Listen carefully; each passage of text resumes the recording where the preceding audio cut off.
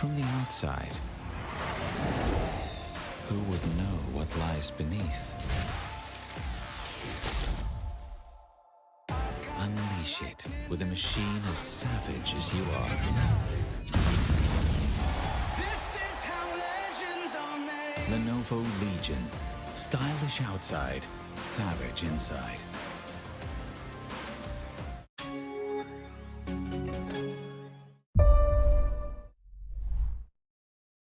And welcome back, ladies and gentlemen, or welcome actually to the grand finals of the Rise of Legion presented by Lenovo and Intel. After 3 grueling qualifiers, ladies and gentlemen, we are finally back here on board to finally see exactly what these teams are going to be capable of and what they're going to be pulling off here on the grand finals. Because honestly speaking, after these incredible qualifiers, we have seen teams just go through thick and thin, possibly pull off the most incredible plays and incredible clutches to make their way here on towards the grand finals. Some of them had a very dominant showing. Some of them had to try their hardest to get into that top 6 to finally qualify here. And now this is their chance. They need to prove themselves here, take that #1 position, and become the apex predator for the entirety of our region. And joining me is none other than going to be my boy Krebs, because Assassin, he's having a little bit of a rainy day, so he's going to be here instead. How are you feeling, my man? And how are you feeling to cast this grand finals? It's honestly a pleasure. I've casted the second qualifier and the third qualifier, and ever since those qualifiers ended, all I could think about is how big the grand finals is going to be. The performances from all these teams were through the roof, and it was honestly mind boggling to see them flick their shots, move around like as if they're flying. It wasn't even like they're running around the server, they're just literally flying through at lightning fast speeds. And with so much talent in the server, I can't even imagine what the finals is going to look like. Because, yeah, there were some teams who were dominating in the qualifiers, but now every team in the finals is just as good as the other. And it's going to be a clash of the Titans. But imagine 20 Titans going up against each other at the same time. Yep. Dude, this is going to be carnage all over the place. It's actually 18 Titans, but I wish it was Oh, 20 here, because consider something. If there were 20 teams that have qualified through 3 qualifiers, yeah, that would have been hmm. one of the most incredible ones. But let's head on down over to exactly see which teams are going to be playing this time around and who have gotten through all of the fights and now are fighting for the glory and winning out on the prize pool of $4,000, ladies and gentlemen. Right at the main get going. It's going to be the side of Hearthstone D4, Popping Off, Aviator Esports, Sites, Washed Apex Spots, Clutch Ministers, Play Like Pros, 1HP Esports, Skyhawks, Vector Sports, Stark Incarnate, Spongers, or is it Three Punchers? Sorry, I thought Spongers, Three Punchers, Mod, Word.exe, Phoenix, Wasabi, Unit X, and of course X Omen. And now, Crips, I would like to remind you of which teams we are going to be looking out for mainly here, the ones that have qualified and have taken the #1 seed for qualifiers 1, 2, and 3, and who are in the close second and third positions. It is primarily going to be the side of Popping Off, Aviator Esports, the side of 1HP, Sark Incarnate, X Omen, Team Phoenix, and of course the Unit X. These guys have performed the best in comparison to any of the other teams who are qualifiers 1, 2, and 3, who have taken that #1, #2, and #3 positions, respectively, depending on what qualifiers that they did play in. So I'm really hoping to see a lot of incredible plays and also see what exactly these guys can pull off. Because when you consider Popping Off, they're literally the crowd favorites for taking this entire thing away. But at the same time, when you consider how good 1HP have been in qualifiers 1, I think that we're going to be in a real treat. That's for sure. I agree with you when you say that Popping Off is one of the teams to look out for and they're the crowd favorites. But keep in mind that they struggled quite a lot against Stark Incarnate during the third Yep, qualifier. In that's true. fact, for a good amount of the qualifier, Stark Incarnate was in the lead, and then later on, Popping Off took the lead away from them in the last few stages of the qualifier. So yeah, those two teams have a bitter rivalry of sorts going up against each other.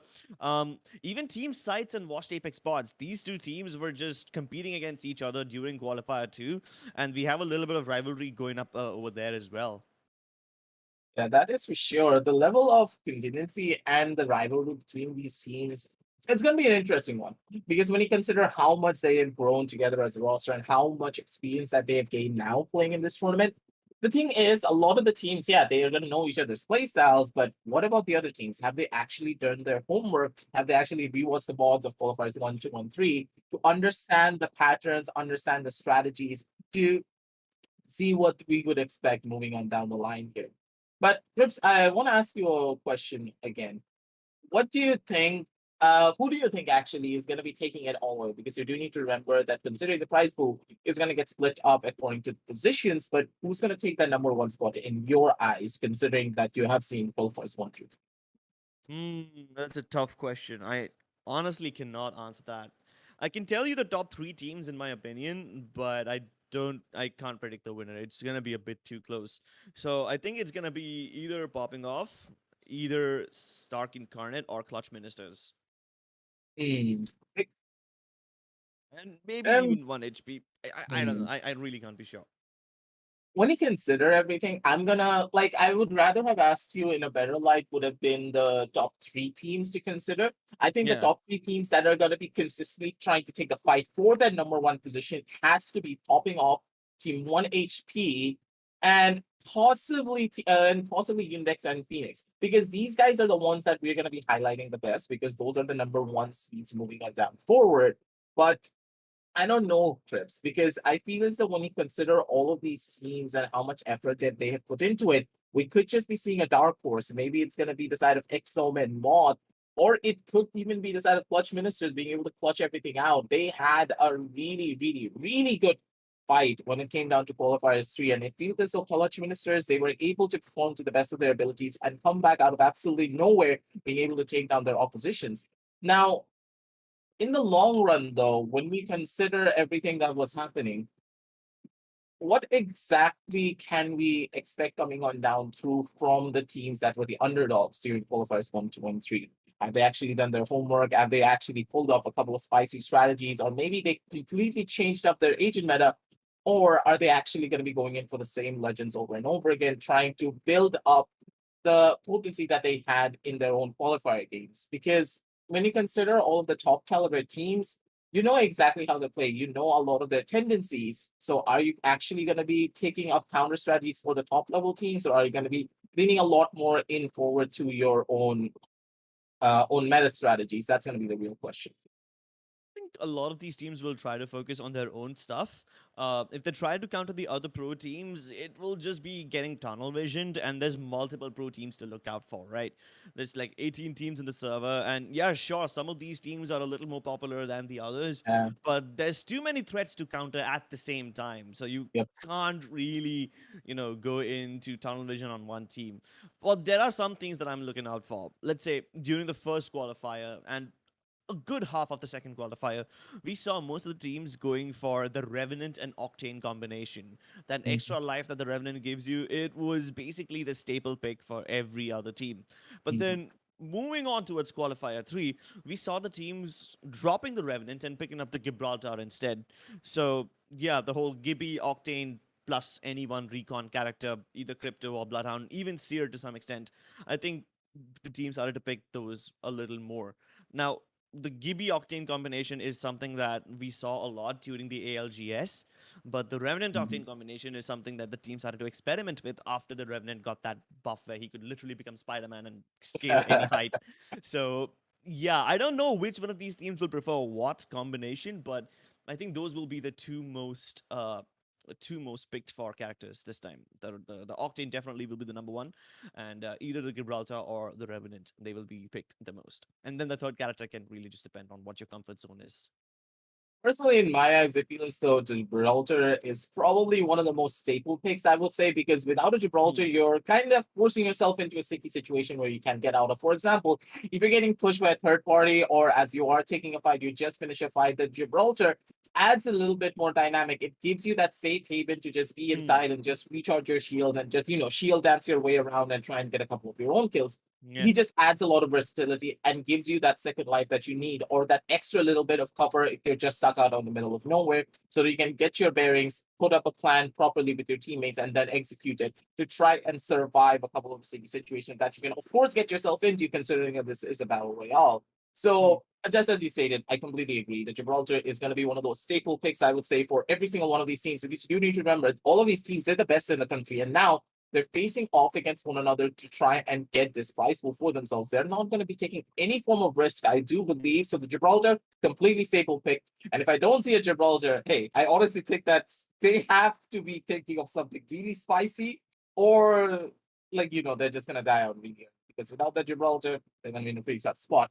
And now the real question is the differences between the Wraith and the Octane. Like we always see a couple of teams just pick up that Wraith constantly over and over again because of the comfort strategies and also the potency of Wraith being able to rotate not just herself but also her entire team due to the portal ultimate that she has. But with Octane, it's a little bit more different. Yes, he can give the same level of rotation towards the entire team because of his jump pads. But the thing is, whenever you're using the jump pads, if your opponent team are really good at tracking, you could just die out midair, and there's nothing that you can do about it. So you need to consider all of these dynamics, and considering that all of these teams they're the best in the country, I don't think that using the jump pads is going to give you a lot of potency unless you're using it for an engagement fight. So all these factors need to be coming into play. So I think that the rate is going to be a little bit more contested for this time around because of the ease of her ability usage and also the potency that she has to allow you to go in for a lot of those rotations safely. And as for the third character, as you just stated for the intel, I'm kind of split out between Bloodhound and Seer. And like Seer is just overpowered to all hell, and I'm pretty sure that Respawn already know about this because Seer just adds too much to the game. They did nerf him to some extent, but is that gonna be enough to stop people from picking him? Like Seer's just too good to be true. He's like one of those characters that you really do need to have. Imagine having a heartbeat center absolutely free. You know exactly where they are. You have good enough communication with your teammates to tell them exactly where they are. You don't even need an ability. While in Bloodhound's case, yes, you do have the tracking ability. You know exactly where their enemies have been and where they are moving, but you don't know their exact positions. And that scan, yes, it's really strong. It's really potent. But without your Beast of the Hunt, you're really not going to be able to get the full usage out of it because of how long the cooldown actually is. So all of these factors are going to be coming into play. So at the very end of the day, I believe that it's all about comfort. Whether you are a Bloodhound main, whether you are a Seer main, both of them are extremely good. I believe that this is probably the most balanced any two Intel characters have ever been in the history of Apex because Crypto, when he came out, he was that niche pick. Some people liked him, some people played him, but Bloodhound, he's always been the OG. And now that Seer is there to try and contest him, I believe that we could just be in for a real treat, that's for sure. Yeah, that's true. So right now we have 6 main characters who people might just be, contesting for. We have the Wraith versus the Octane. Both characters good for rotations. So whether or not teams go for any of these characters, we'll have to see. And then there's a Seer versus Bloodhound battle going on, the battle for the best scanner and the best tracker. And of course, then there is a Gibraltar versus a Revenant battle. Both of them give you the potential of an extra life and give you a little bit of safety net. So yeah, these 6 characters probably might just be the staple pick for everyone over here. I don't know if people will be going for other mobility characters like, let's say, Horizon or Pathfinder, or maybe even Valkyrie to some extent. Even Valkyrie can give you quite a lot of rotational abilities, considering that she's literally carrying around a jump tower in her jump jet on the back. But yeah, I think these 6 characters will probably be the most important ones throughout the finals today. But we don't have to speculate too much, ladies and gentlemen. We are about to jump into the first game of the day. There's going to be 5 games in total today and many more across the days to come. So let us just get started with the Rise of Legion tournament and let's head over to the skies.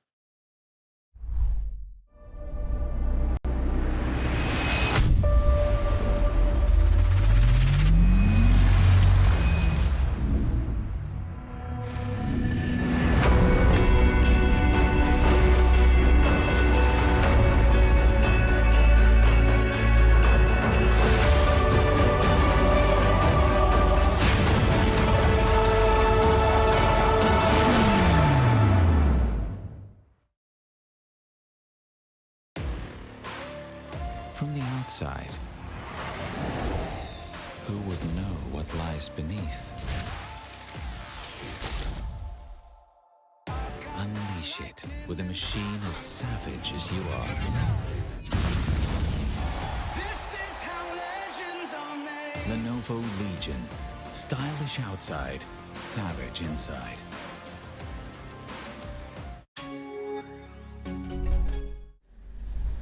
And welcome back, ladies and gentlemen, as we have taken to the skies of the Rise of Legion presented by Lenovo and Intel. And now it's time to go in for the drops, ladies and gentlemen, because this team's, when you consider the spread here on the map, though, Crips, feels as though they're going all over the place and they're not really worried about pretty much anything. Geyser, The side of Lava City, east and west, everything's been covered, and this good spread could just allow the teams to be a little bit more spicy here.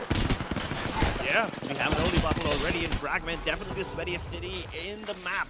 But this time we have Clutch Ministers going up against Skyhawks, and this battle is going to be legendary. Many people still without proper weapons, but it does seem like Clutch Ministers have their opponents cornered inside this bubble. They've managed to knock one. Sansa will be going down to the floor, and even Makam follows through. Oh no, poor Unfortunately, Skyhawk. there's just one person left on the side of Skyhawk. That's going to be Reverb. That's it, ladies and gentlemen. Clutch Ministers finish off their opponent within a matter of seconds. Yeah, Skyhooks is one of those battlefields that you've got to remember. I don't think this is Skyhooks, this is actually Lava City yet. I see the lava right next to them. On towards the side of Lava City, they have the advantage because these guys, they love to spawn here every single time. They like to drop down. They like to go in for those fights because this area has a lot of really good loot to work with. So moving on down the line here, I really want to see a couple of more interesting plays maybe being made. But once again, the side of T popping off, they're going to be holding down onto their own sidelines from this end. Looking for a couple of scans, trying to spot out a couple of the players. They know exactly who they are on the other end, but Sark and Karnet, they're already going in for their own fight near the side of the extractor. Are they going to be able to go in for this engagement? That's going to be the real question, because there could just be another team right around the corner if they're not careful. It is going to be the off team trying to go in for his own engagement. Unit X is going to be on the receiving end of it all, though. Unit X, they're in a pretty bad position. They're getting pushed from multiple sidelines. They get taken down the side of Destroyer INRC. Stark and Carnage are going to be able to take down the number 2 seed coming on down through from qualifiers 1, ladies and gentlemen. That's going to hurt quite a lot. Unit X, they need to take a back seat. They need to wait for the second match to come around. Yeah, so Stark and Garnet basically win this battle in Countdown. There was another battle in Lava City. We know that there are hot drops inside of Fragment City as well, with 3 teams present over there, one of them being popping off, but we haven't really seen those battles of Fragment start just yet. So Battle of Lava City ended, Battle of Countdown still conquered, and unfortunately, I was kind of expecting the fight in Fragment to begin soon enough, but maybe we'll have to wait a little bit for that. Yeah, considering popping off, I don't think they're going to be taking a lot of risk right off the get-go. They like to play it a little bit more slower when it comes down over onto the map number 1. They like to scope out their oppositions. They like to understand how they like to play it before they just hit the gas pedals and just rush down their opposition. And considering the team that they do have, I think that it could be in for quite a little bit of a treat here. I'm super excited because there's going to be no teams that are going to be left behind. It's all the best teams in our entire region. But consider something. Play like Pros and Hearts like D4, they're pretty much right next to one another. So this could just end up on a bloodbath if they're not careful. But the bloodbath on towards the side of the city of Fragments. This is going to be the first one to go for. It's going to be Proj just being able to spot out one of the players, taking him down, and Ayu needs to take a back seat here. It's the startup guy starting to go in for his own engagements. Double scans coming on down through. He's not going to be able to find out much just yet, but in 6 seconds, another scan's going to be coming on. And now, this is going to be the push that they really do need to make. Maybe if they spot out one more player, it's going to be red shields all around. Yeah, and they're going into the chase. They spotted out a team with the scan inside the building, but the moment they went up, the other teams are starting to leave the Fragment City and head over to the hills. Let's see if they chase into the ends of the earth. This chase could lead them towards the northern parts of the map, and there is a chance that they will run into another team over there. But for now, it does seem like they don't want to let them go. It's better when you consider this matchup, because in the grand finals you need to establish as many points as you possibly can, because trying to hit that number 1 is super important and super crucial. It's just not about qualifying. The higher you play, the more money you're going to be getting, ladies and gentlemen. So that's why going in for kills is just as important as playing for placement points, especially when you are a team of popping off this caliber. They're just going to keep on running, they're just going to keep on rushing, and they are just going to keep on going. They're going to be able to take down one of the players. It's going to be Devil Stoner, I think, taking off a backseat. He gets taken out as well. Devil Stoner, sorry, taking a backseat. He's not going to be able to do out much. That's going to be another kill for the side of team popping off, but where is his buddy? Devil Stoner was just chilling here. Where's his buddy, though? I don't know. Honestly, it seems like they left him for dead. They chased him all the way from Fragment to Landslide, and honestly, if you get chased all that way, you're going to be really, really salty about it. One HP now in a little bit of trouble as they're looking to run away from the Harvester area. Early XC hot on their heels. Do you think they'll let them go? They've already dealt quite a lot of damage. They've also killed one of the players of 1 HP. But after getting that one kill, will they be able to follow up on the back of it and finish off the remaining players as well? He's surrounded no. now, and there's no running away. there's nothing you can do. Oh my god, what was that laugh? Oh my god, I got scared for a second. Yeah, that was Gibraltar finishing off another Gibraltar. Oh, Yeah, no, that's a that little bit was of a scary bad for a manner over there. second. I know, right? Like when the Gibraltar just does his little gorilla dance before he finishes you off and punches you to death. He kind of like almost T-poses over you. That way he asserts his dominance like that. Or when the Gibraltar just sits on you to just, crush Oh you my to god. death. Ouch. Yeah, no. It like nothing hurts more than that. But at the same time, let's just talk about the fact that this was an incredible play coming on down through from the side of Word.txt. Being able to take down 1 HP as well. One of the top contenders here. They take a backseat here really, really, really early. So now their point lead is going to suffer massively for it. No kills whatsoever on their side as well. They're not going to be in a good place. Team Phoenix, though, they're still alive. They're going to be still taking Penny on down over towards the side of Countdown. Just see what they can expect here. Not much just yet. And when you consider the placement points, yeah, they're going to be having it, but they also need kill points to work with. When you consider the grand finals here, ladies and gentlemen, it's all about establishing a really, really, really strong read right off the get-go. Get as many kill points as you possibly can, and try to think of placement points later on day number 2 or day number 3. Because in day number 1, the more aggressive you play, the more kills that you get, it's going to add up a lot moving on. Yeah, and you want to build that early lead, right? You don't want to be one of those teams who's just struggling to catch up throughout the remaining days and then leave everything for the last moment. Nah, you don't want to do that. So, yeah, I think playing aggressively does have its benefits right at the start. I mean, you can get all those kill points and establish a lead, but then that also could backfire, and if your aggression doesn't pay off, then you're going to be the one who's playing catch-up. And that's what being a little sweaty does to you. Although we have seen some early game battles, most of those battles were like POI battles, right? If they drop into another city with another team, that's when they fight. If they're rotating, let's say if they're going to another place, at that point I don't believe the teams will look to fight just yet. I think they'll probably focus in position more, and then later on move over and try to get as many kills as you can after you established a decent position. Aviator Esports, unfortunately, Yeah. you saw these guys, how unfortunate they were when I think Word.exe was the one who was chasing them all the way to the end. Oh no, it was popping off. It was popping off, right? Yeah, but yeah, basically Devil Stoner, he was chased out of Fragment and then he made a run towards Landslide, but it wasn't to any avail. I mean, he still died at the end of it. So yeah, Aviator Esports, they basically traversed the entire map only to lose 2 of their members. And now it's just one person who probably will be looking to rat as much as he can and get placement points.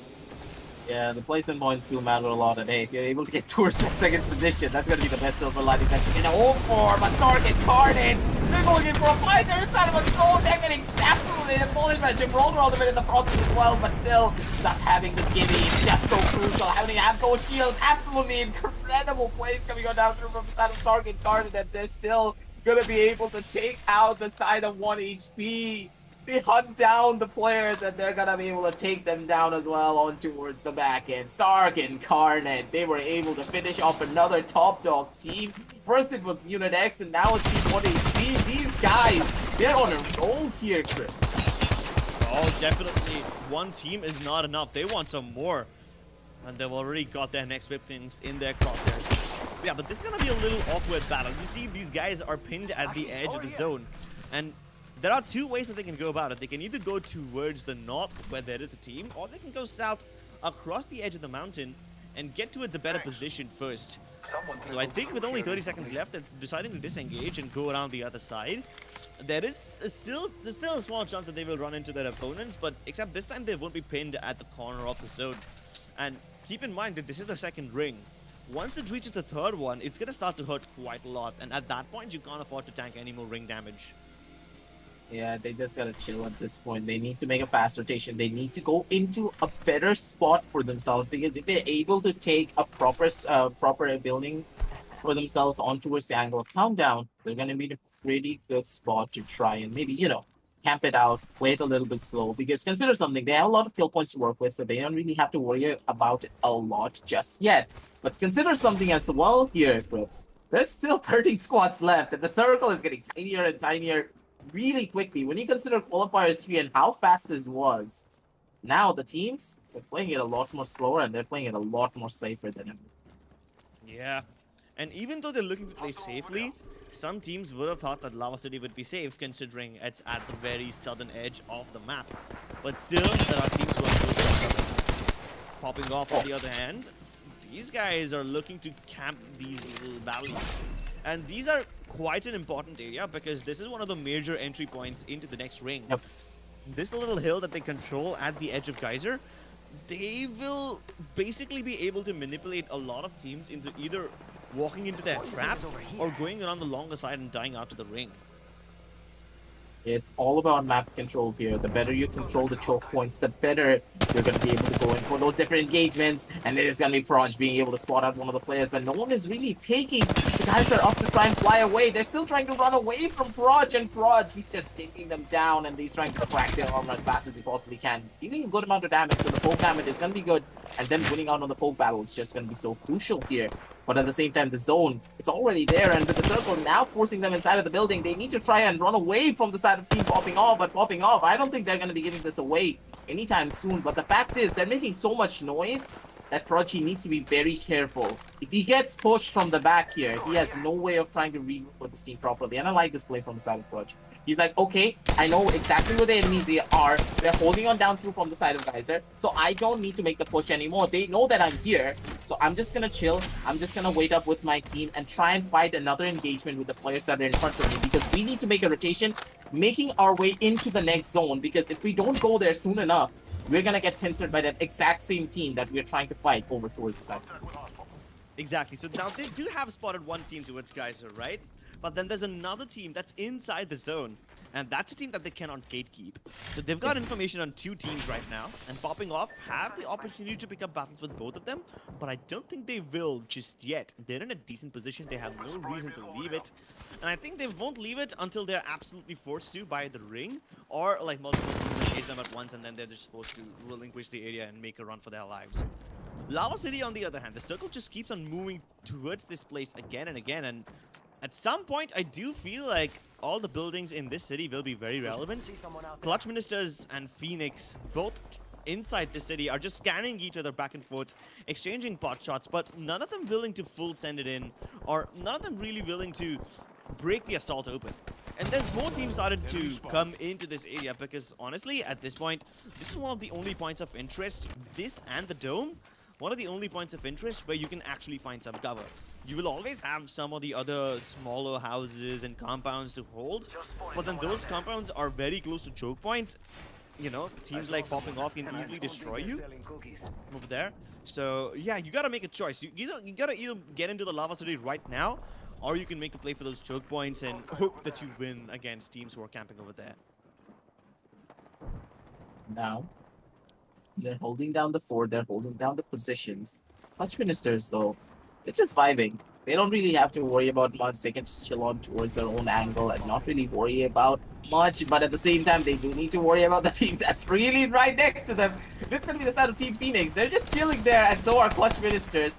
This fight is going to be legendary once they do go in for it, but it really does depend on one of the other squads coming on down through and then forcing Phoenix out of their comfort zone, or forcing the side of Clutch Ministers to try and back off. But that could be an opportunity that the side of Team Phoenix are really hoping for, because consider something, they're on the low ground, they're in a building that is lower in comparison towards the side of Clutch Ministers, so they're not going to get spotted out as easily. Clutch Ministers, on the other hand, they're in a very open position. They could get lasered by someone or cravered in a matter of seconds if they do have that on their side. And Clutch Ministers, they need to be careful, because now Sneeze is taking a good chunk of damage, and maybe they need to think about going in for rotation. But this rotation that they're going to try and pull off possibly soon enough could just be their end-all be-all, because Team Phoenix, they're just waiting for this opportunity. Uh-oh, Team Phoenix is in a little bit of trouble. Like, they do have Clutch Ministers on one side, but then there's other teams who are moving in towards Lava City, and they're kind of trapped in between them both. Now, here comes the defensive bombardment from Murdoch. He's gonna throw down that ultimate on top of Clutch Ministers, and Phoenix is gonna go for it. they did have a choice to either just go towards the open area into the ring where there's barely any cover, or they could just go ahead and eliminate this one, Clutch Ministers. If they do either of them, they'll be at least not sandwiched, so then they can at least have a little more freedom to move around.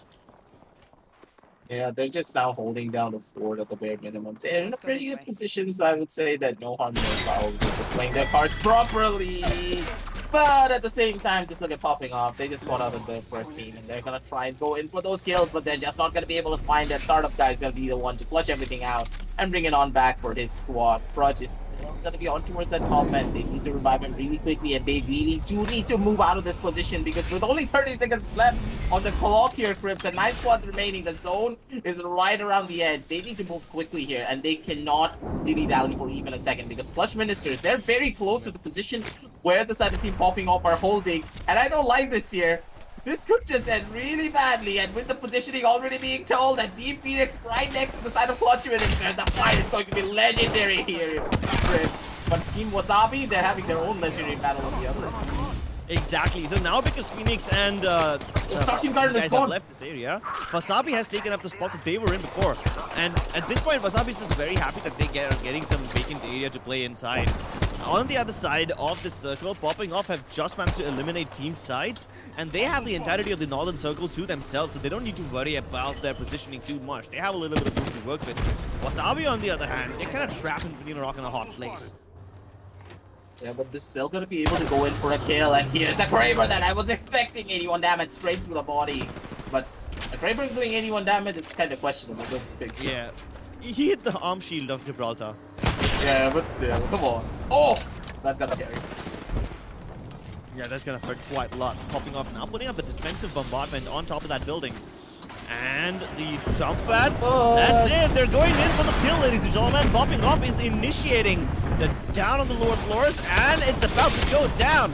Both the teams going up against each other. Face has already been put to the ground. Another bubble forcing them to come towards the second floor, but they have the trap set already. But the shotguns are just blitz cruising through them. And that is it. Within a matter of seconds, they wipe out the entire squad, and Popping Off have so many kills right now.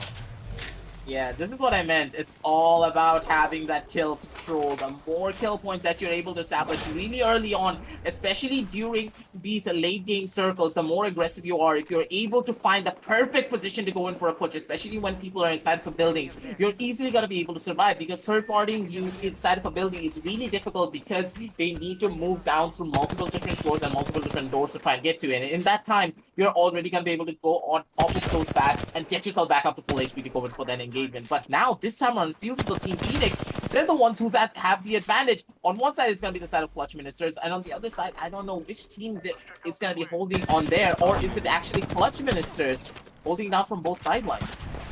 Yeah, Phoenix has a very good position. One of their players is up on the high ground. The other two players down below, but they have now spotted out Team Wasabi and Clutch Ministers both. So let's see what happens over here, because it's gonna be a very awkward battle over here. There's barely any room to work with, and these little mini dome surfaces don't make it very easy for you to navigate around. Plus, because you're so out in the open, anywhere you go, you're not gonna be safe. This makes like absolutely no sense to me. What is the side of Clutch Ministers trying to pull off? They're jiggling it left, they're jiggling it right. They're stuck between the rock and a hard place. And on the hard place, it's gonna be the side of Team Phoenix just trying to pull them down piece by piece. This position is not good here, Clutch Ministers. Will they be even able to survive? This is gonna be the real question here, Crips. Because this is not a spot that they really want to be in, but at the same time, they need to consider what exactly is holding up right behind them. They're gonna be making the push as well. Oh my god, this is too close for comfort. The side of Clutch Ministers, they need to try and run away. They're just not going to be able to see. The is going to get caught up between two other teams. They're right, they're actually going to be the ones to die on out. And see, he's able to take down 2 squads. The players are trying to go in for that push, but he's still not going to be able to survive. He's getting pushed by another bad. You're lucky, I like you. But right to the very end, he's still going to be able to survive, still going to be able to pick up his buddy, but on towards the other end, popping off. They're making their own push. Northern Breeze gets a kill down with that Kraber, and he's going to get pushed as well on towards back and forth spot left, ladies and gentlemen, and now it's all but over for the side of Clutch Ministers, I do believe. Popping off knows exactly where they are, and they're going to be able to hold down their positions very strongly, but do they know exactly where the side of Team Phoenix is going to be the real question here, Chris. Yeah, but once they do spot out Team Phoenix, I think they won't be worried too much because Phoenix have already used up their protective bubble. And with that, they're on the lower ground now, and they're getting pummeled by these Zima shotguns. That's it. Even Team Phoenix is out of the equation. Popping No, off. that's Clutch Ministers. Oh, wait, that was Clutch Ministers. My bad. Phoenix was still up on the high ground, and now they descend upon Beam popping off, and they are on the verge of this Good swap God. too. Just a Good night. 1v2 now, and they're pushing him out of the bubble. Here comes the default star. After everything that's done and said, Oh, Northern Breeze is the one who clutches them out, and a close range Raver shot to finish things off. But no time to revive. He's now stuck in a last squad now. Oh, Jesus! Up close and personal execution with the Kraber. But after everything is over, after everything is done, and when the dust settles, Team Omen will be the ones that win this game. They were basically not participating in any of these battles. Team Phoenix, Team Popping Off, they were the ones who were picking up fights right from the beginning. They were the ones who were actively engaged in all these battles. And Omen just stood in the sidelines and watched this while they were, you know, just keeping themselves safe and saving up their resources. Yeah, that was an absolutely incredible showing of skill coming on down through from the side of popping off. But man, give it up for the side of Northern Breeze though. Pulls out the Kramer, does a no-scope straight to the forehead of Devil Corner. He's like, sit down, boy. You don't push me like that on an Octane. I'm the one who pushes you instead. Beautiful showing of skill from the side of Team Popping Off, being able to take down multiple different teams and understand the engagement that they really do need to take. But at the same time, let's just give a little bit of a round of applause for the side of Clutch Ministers, man, because those guys, they performed absolutely beautifully under so much pressure in the worst possible position in the entire universe, pretty much, for the side of Apex. They were stuck inside of the lava dome, and they were at the very bottom, with Team Phoenix just staring down from them above like hawks. Exactly. You don't want to be in that spot at all. You definitely don't. And even though Team Phoenix had the high ground advantage over them, these guys decided to move away from them, unfortunately, only to run into Popping Off. So it's almost like they ran out of the frying pan and then went straight into the fire. They had nowhere left to run, nowhere left to hide. But hey, at least Omen were able to find a decent spot for themselves where basically nobody could see them and nobody even knew they were present over there. They were not even taking any pot shots, not even trying to steal some kills, nothing of that sort. They were just super, super patient. So while they might have all the placement points in the world, I don't know if they'll be having enough kill points to support it. Yeah, that is for sure. Because consider something. Popping Off, they got, I think they killed like about 5 squads, I do believe. So they have a lot of kill points to work with. So moving on down the line, I believe that the team Popping Off, when we look at the standings, so match number 1, they're of course going to be on the first position. But before we do go into that, let's relive all of these moments as we head on down over on towards the match highlights for map number 1 here, because I really do want to talk about the engagement and the level of potency across all of these maps. I honestly thought that Team Popping Off, they would have a pretty rough time because they're a pretty aggressive team. They constantly love to go in for fights. And when you consider what happened in Qualifiers 3, they were a team that just consistently went in for very aggressive pushes, and the more aggression there was across the map, the better they were playing. So the more slower the map was, the worse that they were going to play. And the thing is, here in this case, it really did not happen. The more aggression there was, the less they were able to do a lot. And as soon as the aggression was starting to pick up, the side of Team Popping Off, they were just like insane. We're just gonna go when we're gonna tear down every single one of these teams before they can even breathe. And Stark Incarnate, they played it the same way. It means as though the dynamics of what we saw in Qualifiers 3 are playing out beautifully here. Because consider what happened in Qualifiers 1 and 2. All of the teams, they played it a lot more slower. They played it a lot more systematically, going in for less pushes in general. But here, the Qualifiers 1 and Qualifier 2 dynamics are not working against these top caliber teams from Qualifier 3. So could this just be the storyline that we are looking forward to? Will aggression pay off more than strategic play? That's going to be the real question. Well, I mean, there is a little bit of strategic positioning that I would like to talk about over here. Very soon, we're gonna see. I mean, we already saw in the replay how team. I believe it was Phoenix. No, not Phoenix. Inside of Lava City, Phoenix infiltrated this area where there was already a team present over there. And Popping Off were just out in the open, right? Because they had that Kraber, they could make sure that nobody would peek them, and then they initiated the battles. They could control the timing of the battles because they had the Kraber and nobody else would beat them. Then they move in. And we saw that early battle inside of Lava City, right? So that's where I believe... What was the team that had a very early battle inside of Lava City? It definitely wasn't Phoenix. I do believe it was Clutch Ministers. So, yeah, because Clutch Ministers had the control of Lava City right from the start, they were in a decent position right from the beginning, but then later on they started to let teams infiltrate this area. Like, first they let Phoenix come inside, then they let Popping Off come inside, and because they were not able to gatekeep all these teams, they were the ones who basically fell first, because the other teams were able to choose positions where they were just stuck. And then in the last battle, it just all went down at the side of this dome area. We had Team Popping Off initiate against Clutch Ministers, and then Phoenix came in to destroy them. But then Northern Breed was still able to clutch out that 1v3 against Team Phoenix. Unfortunately, it just wasn't enough, because the moment he pulled off that clutch, X-Omen out of nowhere just that came beautiful in. shot, dude. Yeah, that was indeed really beautiful, but unfortunately, there's not much that you can do. You've already pulled off one 1v3 clutch. You can't pull it off again and again, especially when you're not even given the time to shield up and get your teammates back online.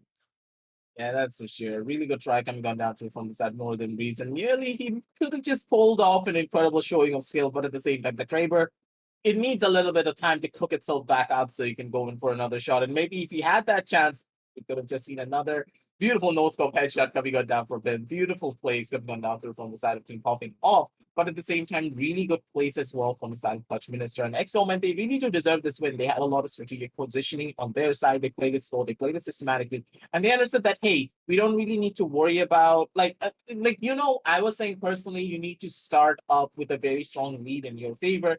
Exomen, they just think otherwise. They want to try and play it a lot more slower. They want to play for the placement points and then ramp up slowly but surely in day number 2 or even map number 2, map number 3, and map number 4. It really does depend on what they really want to see moving on down the line here. But at the same time, Chris, I'm really interested to see what exactly the point standings are going to look like moving on down the line. The point board is going to be up soon enough, ladies and gentlemen. It's just getting prepared. But before we do get into that, I really want to see what kind of a dynamic shift we're going to be seeing as we go through the days, because it feels as though a lot of these teams, they understand that we need to play this a lot more slower, and it's very much granted. In a battle royale, whenever you consider the professional scene, teams like to play it a lot more slower. It's a very congested fight right at the very end of the circle. Like, we literally saw 9 squads be on the third circle. 9 squads, and sometimes it's going to be 15, sometimes it's going to be 14 even, depending on how much the fighting is going to occur at the early game stages. And here, the fights were very little and far between.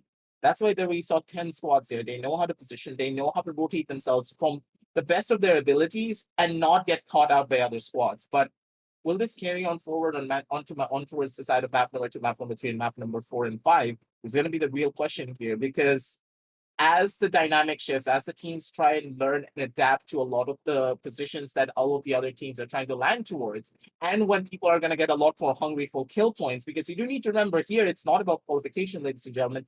It's about trying to go in for the number 1 position to get the biggest prize pool that you can get.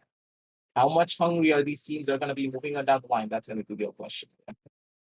Exactly. How much hungry are you for those points? And which type of points, too? I mean, sometimes you're craving for a little bit of spicy frags. Sometimes you just want those sweet, sweet position points. So it really just depends on your taste buds and what you're in the mood to eat. Maybe you can gobble up an entire squad in one single bite, or you can take little bits and pieces of the massive buffet of people that are in front of you in the last zone. So it kind of depends on what your appetite is like at that point. But then, even though X-Omen was able to win this game, I do believe that Popping Off will still have a lot many more points than anyone else, considering that they were able to wipe out so many squads, plus they finished second. 9 placement points because of finishing second. I think it's pretty decent. Yeah, I completely agree with you there. Like, second position, 9 points. And I do believe that they should have over 10 points. So we're not going to have to speculate about this for much longer, because the points are going to be ready in point board. So let's head on down over there and see exactly where the teams are going to be holding up on. And just as we were expecting, Popping Off, they have 13 tail points, 9 placement points, X01 with 12 and 2 on 14. Word.exe, though, they're going to be able to get a lot, 4 and 8 and get 12. Clutch Ministers on a 5 and 6 with 11. Phoenix on a 7, 2, and 9. But at the same time, we can see all of the dynamic problems here as well. Team 1HP, they only had 1 point. They got caught between a rock and a hard place really early. Yeah, so Team 1 HP really couldn't do much. Even Team Sides, I believe they were basically destroyed by Word EXE, so they couldn't really do much. And these were the two teams who were contesting for that choke point over there. So only one of them could walk out on top. And just see the impact of being in one of those choke points. Like if Scythe loses, they get only 2 placement points, but then Word EXE is able to stand all the way at third place. So that's a massive difference right there between these two teams. But still, X Omen, I don't know if whatever they pulled off in this game is sustainable enough. Sure, they were able to get a very safe spot. In fact, for a second, I even forgot that they existed in that entire game because they were just not participating in battles at all. But you won't always get a spot like that. You won't always be able to get into the positions that you desire early on. So I don't know if this way of keeping points is sustainable, but I do believe that popping off will definitely have a sustainable source of points because of all their kills and because of how well they're quite literally popping off and staying true to their name today. Yeah, now they're just holding it down strongly, team popping off the fact that they have this strong lead right off the get-go. This could just plant a seed for them to be one of the more highly contested teams, I would say, to get taken down right off the get go. And I'm very sure that a lot of the other teams are going to try and hunt down the side of popping off. And considering popping off, they don't really like to change their landing positions. So as soon as they land, I have a feeling that there's going to be like 4 other people trying to kill them right at the start. So it could happen, it could not happen. It really does depend on what we can expect here because side of team popping off being able to establish an early lead, that's a little bit dangerous. But at the same time, I really do want to talk a little bit more about the side of Worth.exe. They were able to take down a lot of the different squads that we were expecting to just take it all away. And also the side of Stark Incarnate. Stark Incarnate, they were just not only able to take out Unit X, they were also able to take out 1HP. These are two of the teams that we were expecting to be the ones to go on over and take out popping off, but they died out really early. So Stark Incarnate, it could be that dark horse that we were expecting to take out the big dogs. We could definitely see them take out the big dogs this time. In fact, that's just too many big dogs. We really got to define Yeah. which one qualifies as them and which one are the underdogs over here. I think an easy way to differentiate the two would be the top three from every qualifier and the bottom three Yeah. from them. But honestly, does that even matter at this point? I mean, X Omen was one of those underdogs, but hey, they're at the second spot Yeah, right they now. barely qualified, but now look at these guys, 12-2. Let's go. Yeah. So yeah, I mean, at this point, I think the labels and the tags they stop to matter, and the only thing that matters is how willing you are to pick up fights and how willing you are to take up a spot, which does not necessarily involve you fighting, but does involve you defending that area with your life. So I guess that's what it's going to come down to. Mhm. I completely agree with you there. Trying to establish the lead slowly but surely, or do you want to try and go in for those engagements and play for kill points is going to be the real question here. And I like this plan coming on down to from the side of XM. And they're like, we're going to take it a lot more slower, we're going to play it a lot more systematically, and then we're going to try and establish our lead. It's completely fine. That's how you want to play. That's how you want to do it. So Exomen, they played it very admirably here. But now in map number 2, are they going to be able to pull off the same here? Because with their shenanigans already being known, I believe that a couple of the other teams are going to be the ones to, try and latch on towards the side of Exomen, being like, hey, you're not supposed to camp here. I'm supposed to camp here, and you're supposed to go and take a fight over here on towards the back end. Exomen, they're going to be in a pretty rough spot, I would say, moving on down over to map number 2, because considering the adaptability of a lot of these squads, I think that they're going to be learning really quickly and they're going to be changing up their strategies almost in a matter of seconds. Because I believe that when you consider the side of 1HP Unitex, Aviator, they just got caught out and they didn't really know what to expect coming on down through from their oppositions. And in a battle royale, sometimes this unexpected nature can just add up onto you if you're not able to, adapt from it and learn from it moving on down the line. And when you consider all of these teams being the exact same and there's tendencies not really shifting up as much depending on how much you win here, I believe that a lot of the teams that died out early here on map number 1 and seeing exactly what was happening throughout the game could just be could just adapt and change up their strategies moving on down the line. But hey, ladies and gentlemen, we don't have to speculate for long. Map number 2 is ready. We're going to be heading on down over into that after a short word from our sponsors.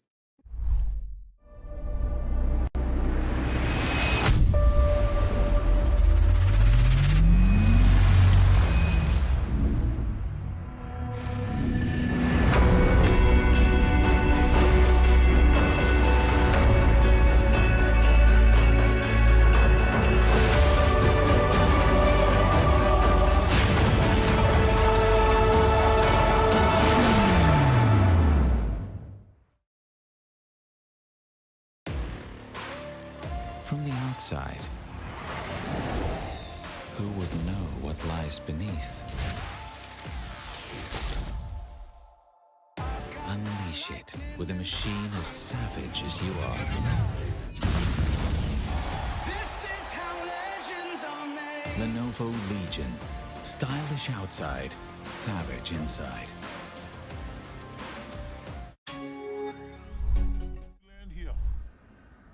And welcome back, ladies and gentlemen, to the Rise of Legion, presented by Lenovo and Intel, as we head on down over onto map number 2 of this intense matchup.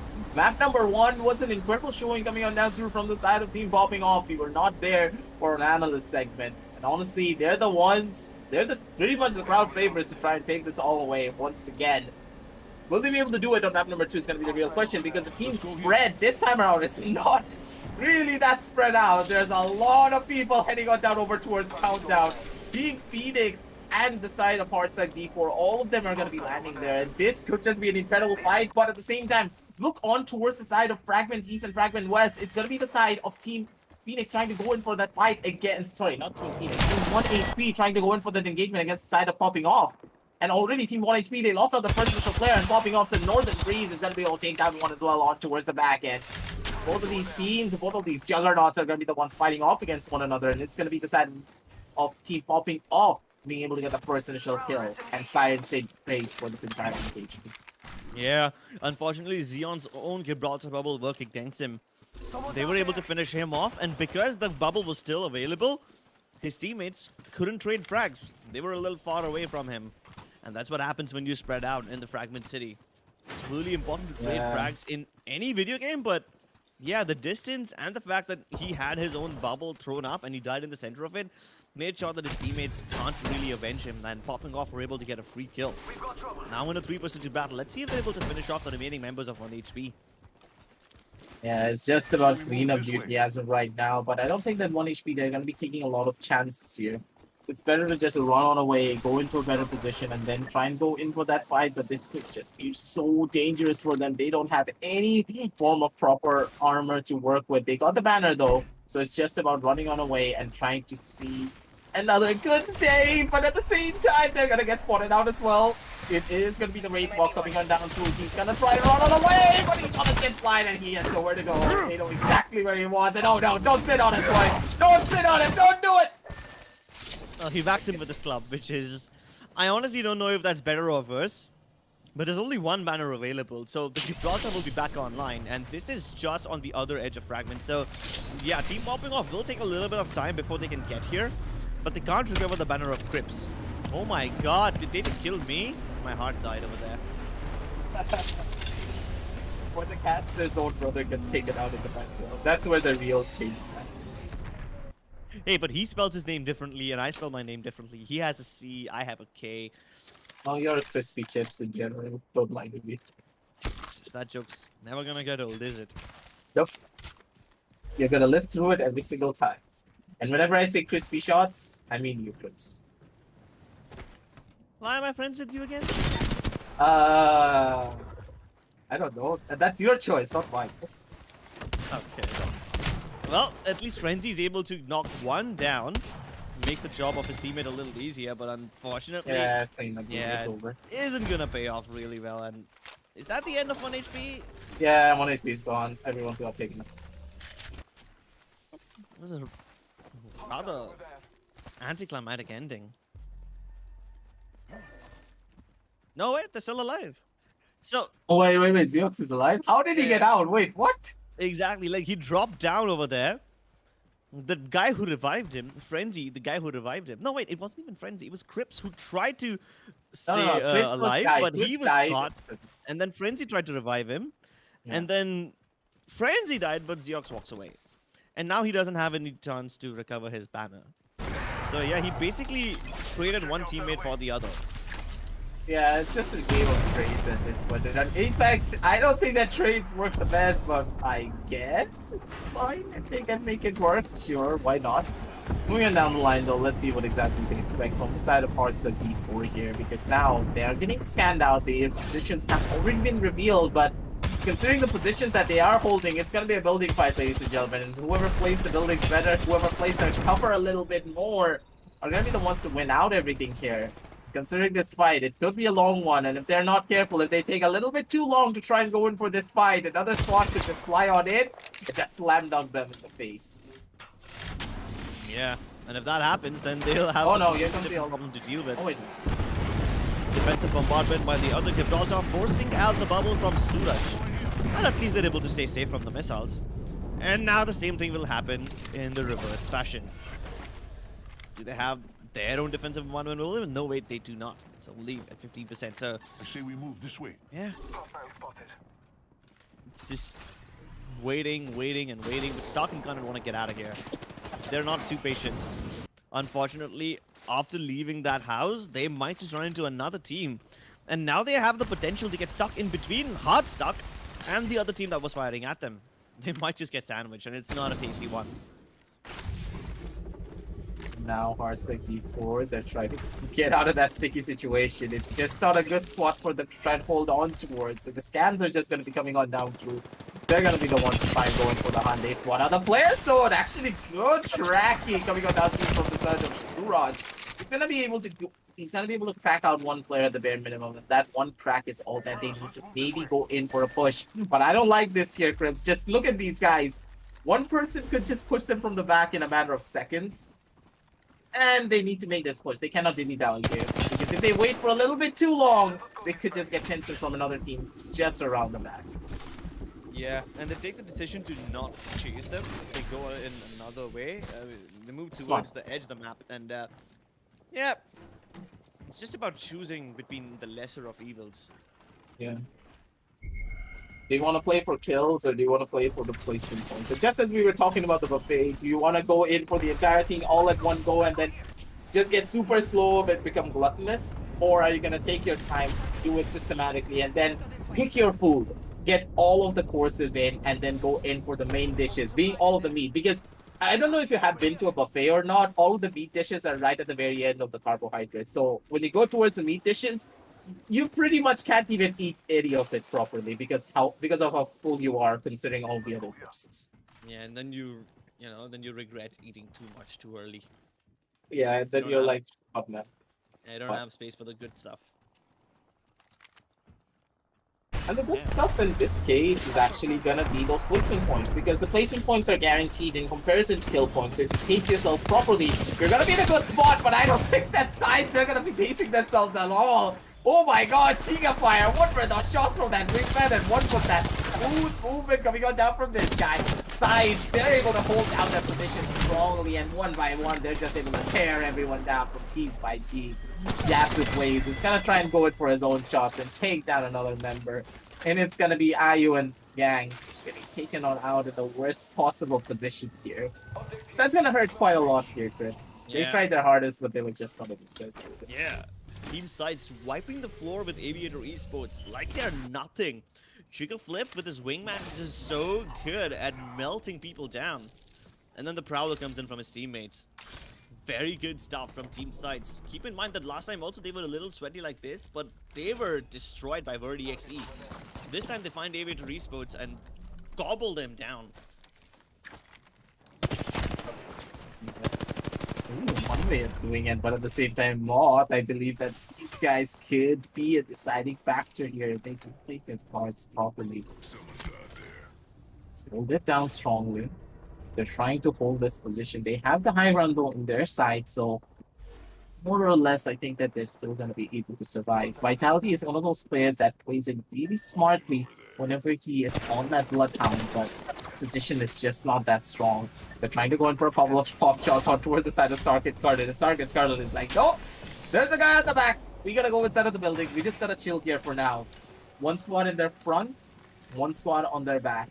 What are they really gonna do here? Because Stargate Incarnate, they're not in a good spot because Moth can just laser them down from the back end if they're not careful trying to go in for this fight against this other squad who's right on the other cross of the building, and they're gonna be making the push happen, I do believe. But no, they're backing on off. They're just chilling. They're just gonna bide their time. 15 squads left here, Grips. And the circle is slowly but surely shrinking down even further. Yeah, 15 squads left. Second ring, about to close into the third one. And this time it's a lot more populated than last time. So let's see what happens over here. I feel like the end zone is going to be even more sweaty, even more difficult to navigate around.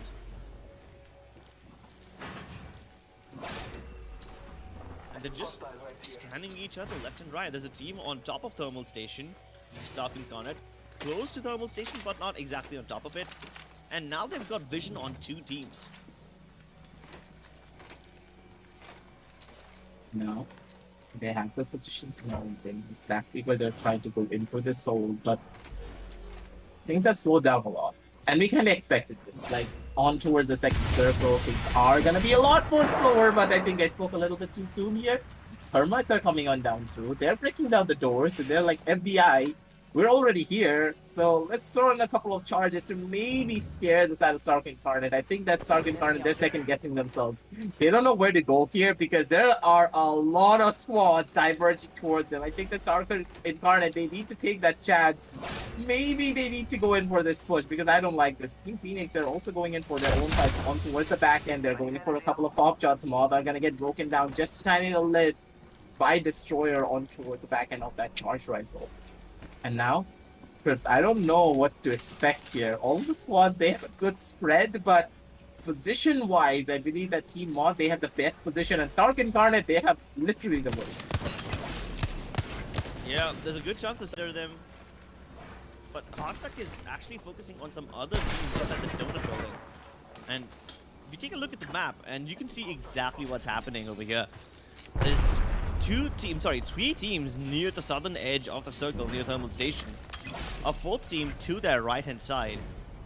And just many more teams across the little pool of lava, which is connected by zip lines. Things are starting to get sweaty over here, and I think staging might just be the only safe Team haven Phoenix, over here. they're gonna be going in for it. Alright. Team Phoenix and Team Popping Off, they're gonna go in for this fight. They're right next to one another. Oh shit. Okay. That's gonna be 2. Oh, here we go. Isn't this a rematch of sorts? They fought each other last time as well. Yeah, I think that this time around it's a lot more on even grounds, but at the same time, the even grounds not that even. They need to be careful though. Team Popping Off, if they go in for this fight, they understand that oh no, we are not going for this. There's like 2 other squads who are just chilling across one another. They have the better high ground, so if we push out the side of Team Phoenix here, we're gonna die out. So fast rotation coming on down from on towards the other side of the map to go in for another choke point. And hopefully they spot out a squad that's on their lonesome. And yep. Just long-range battles for Popping Off. No reason to full send in yet. The remaining teammates are taking a nice left turn.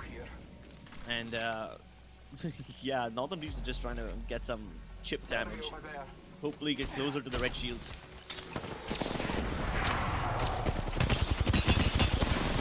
But now this is the problem, right? Popping Off are starting to fight this while they are getting shot from the back. So there's a team right in their faces and then another team behind them, but that team behind them is a little far away. So they gotta pick their battles. They need to channel all their energy into one of these teams. They can't afford to fight them both at the same time.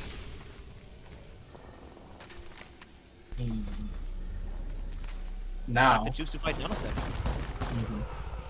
Silent Team Popping Off though, they're just trying to hold down the fort.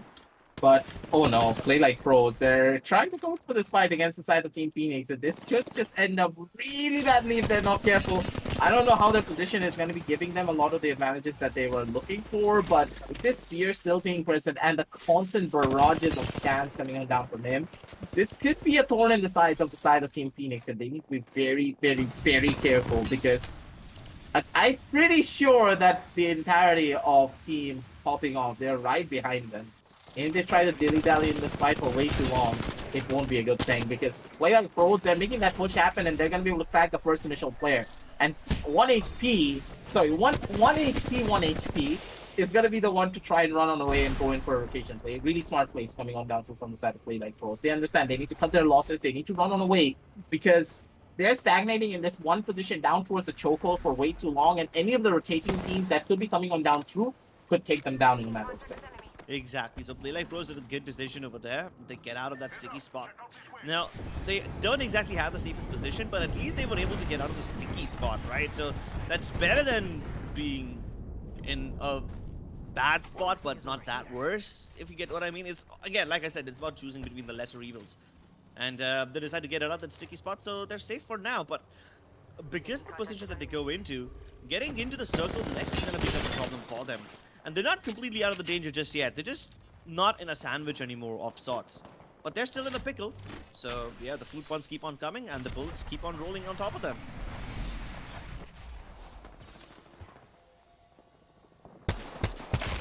Looking at the positioning here, Team Phoenix, they're in a pretty good spot. Ultimate Noob going in for a couple of pop shots with this G7 Scouts. Gonna be able to tag down one of the players, win out the full battle here, but they shouldn't really be trying to go in for peaks anymore, because when you consider Team Phoenix, they just need to play this a little bit slower, just play this a little bit more smarter. But the Doctor, I don't like his position here, Crips. He has nowhere to run, he has nowhere to go, he needs to push up. He's gonna get tagged down and taken out as well. The Doctor gets taken out, ladies and gentlemen. That's gonna hurt just a tiny little bit, but at the same time, Skyhawks, they're not in a good spot. But wait a minute, never mind, maybe they're in the best possible spot to work with.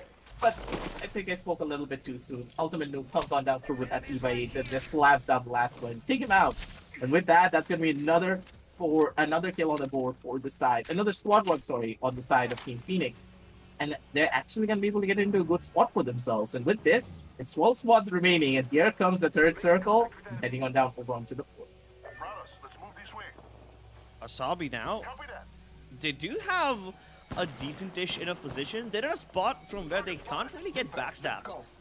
But there is a team that has a compound, which definitely is a position which is easier to defend. But yeah, that's one good thing about Team Asabi. They don't have to worry about behind. Oh my goodness, Team Moth now, they're getting pushed by Team Hotstuff. And I don't know if Moth will have enough momentum to get out of this one. They've already lost their player, they've already lost the Revenant, and they keep on falling like flies. Yeah, Team Mod gets taken out as well on towards the back end, and that's not what you would expect. Suraj, he needs to be careful though. They're getting pushed by another squad, and even though they have an alternator in their hand, going up against the side of Clutch Ministers is gonna be really difficult. They're throwing out the arc stars, they're throwing out the grenades, they're trying to kill them through the literal fences here, ladies and gentlemen. Scabs are gonna be coming on down through as well.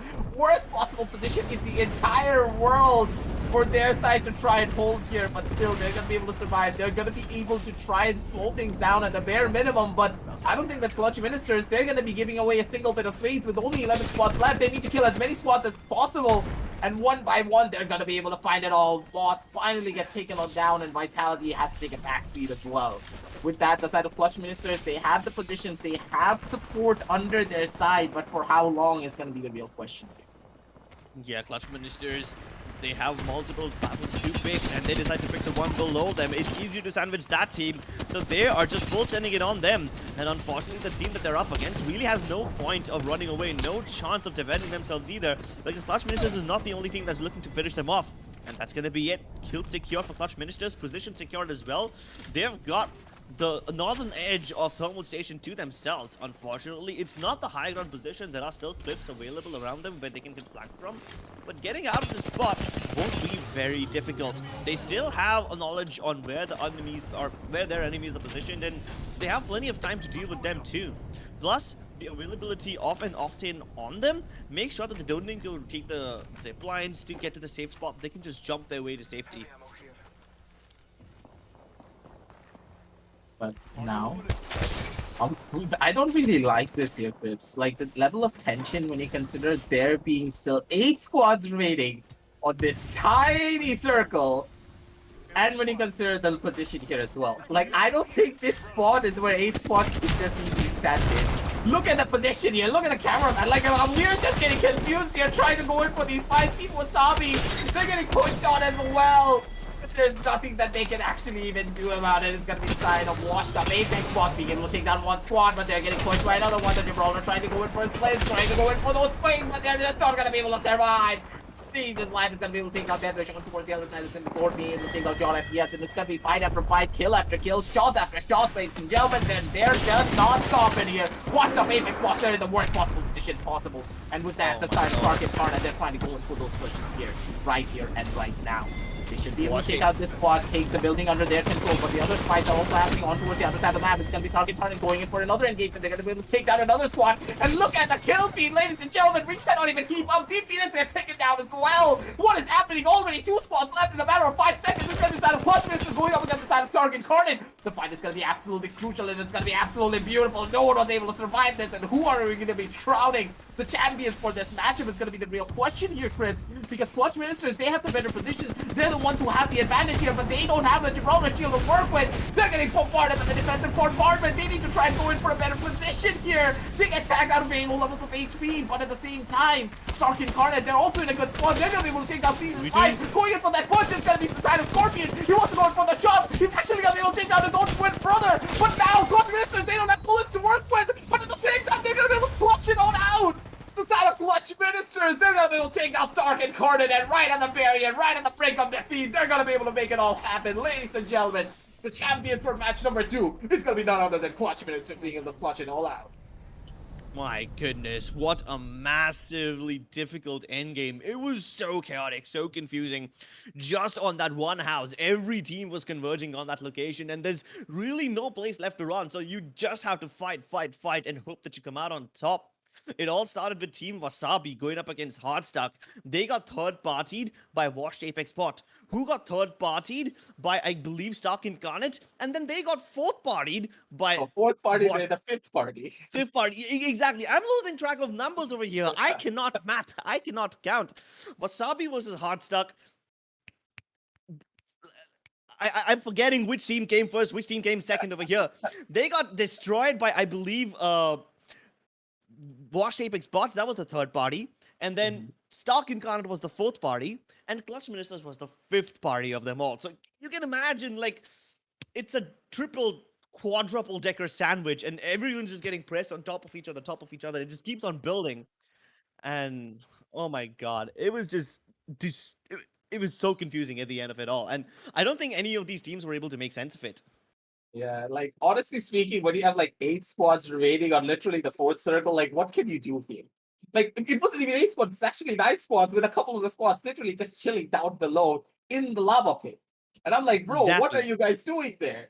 And then on the other side of the map, it was just Team Phoenix and Team Phoenix, like, they were just taking their own fights against popping off, just chilling around. And I'm like, bro, what are you guys doing? There's actually a fight happening right there. And then Team Phoenix, they get caught off by the zone because they were trying to go up against the fight against the side of Team Popping Off. It was an absolute confusing mess. But ladies and gentlemen, we're going to try and break down this confusing mess as we head on down over towards the match highlights, because my brain is like literal jelly right now, and my voice is just non-existent pretty much, because you saw what happened right at the very end. I couldn't even take a deep breath here to try and collect myself. That's how fast the kills were happening. The scoreboard was like completely cut off. It was just full red text lines on the right side of my screen, and I'm like, what is happening? And this entire game, it's like a what is happening thing. Very slow, very methodical, right up till the very end, and then absolute chaos ensuing. Like, exactly, what? Right? Like, it went from 0 to 100 in a matter of seconds.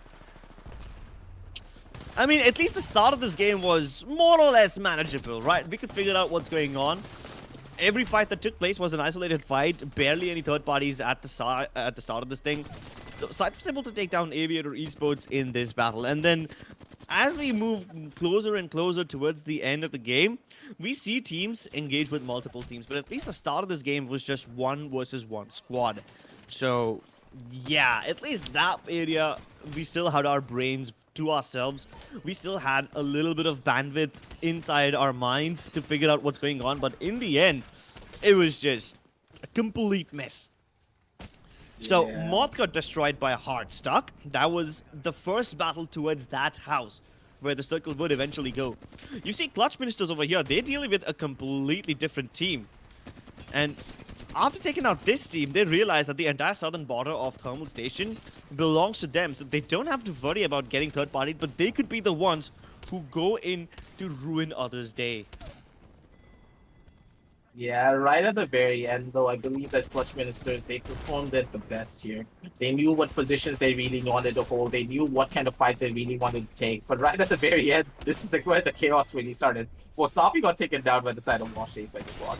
And then Wash Apex Squad just got pushed by the side of Stark Incarnate. Stark Incarnate were able to take down Wash Apex Squads. And as they were trying to take them out, there was another squad trying to push them on towards the back end. Team Phoenix was going on for a fight against the side of Team 1H, on the side of Team Popping Off. Stark Incarnate got pushed by another one. Clutch Ministers right at the very end were able to kill off the team that was trying to push on towards the side of Stark Incarnate. And then right at the very end, Clutch Ministers were able to take out Stark Incarnate themselves in a very chaotic fashion, because look at what's happening all across the map. An absolute utter chaos every single time. FPS probably dropped down to like 50 here on this first initial engagement because of the amount of squads that were alive in this tiny circle. And right at the very end, they were able to clutch everything out with beautiful tracking, beautiful shots, and they get crowned themselves champions as well. I don't know who's going to be the one winning out in terms of the points here, because all of these teams, they had a lot of kills. All of these teams, they had beautiful engagements, and I have no idea who got the third place, because the third place spot is literally my hands are up in Irrelevant. the air. Like, that's not relevant anymore, because even the kill points are not relevant, because we have no idea how many squads each of these teams even killed here. Yeah, it's impossible to keep a track of who has how many kills. I think everyone at the end of that all had like a similar number of kill points. There was no one particular team who's destroying everyone else, right? Yep. The kill feed was more or less spread out, and it really depends on whether or not you're on the high ground, whether or not you're getting third partied, and how many people do you have to fight at the same time. That is what determines how many kills you're gonna have at the end of it all. But yeah, placement points are the ones which will probably determine how these teams are positioned over here. And I mean, let's be honest, when there's like 8 squads left, getting both kills and placements is a difficult job. Yep. I completely agree with you there. That's why we have the production team, man. They're the ones who are going to do all the math for us, and we're just going to chill here and analyze. They're the ones who need to try and sort out all the chaotic plays that happen all across this map, and they're going to try and figure everything out. So don't worry about it, ladies and gentlemen. We got you covered. The back end production are going to be working on down towards the match standings and also the overall standings soon enough, where we're going to be heading on down to that. But at the same time, Trips, this was a roller coaster of emotions. Initially, I was like, when you're waiting for the roller coaster to slowly climb up, you're falling asleep, and you're like, man, I wish the thrills would already start. And at the start of the year, like, oh no, please, please, please. And then you start screaming for your mommy and then throw up on the side of the thing. And then the person behind you is like, why are you doing this? And it's just all chaos all across the entire ride. So it kind of was like that. It was a literal roller coaster from start up till the very finish. And in the very end of it all, Clutch Ministers, they're the only ones who were able to keep a straight face and keep a straight head without throwing up. And they're the ones to take it all away here. Beautifully done from their end. But Yeah. at the same time, like, props to all of the other teams. Even under so much pressure, the side of Stark Incarnate were able to take out multiple squads as well.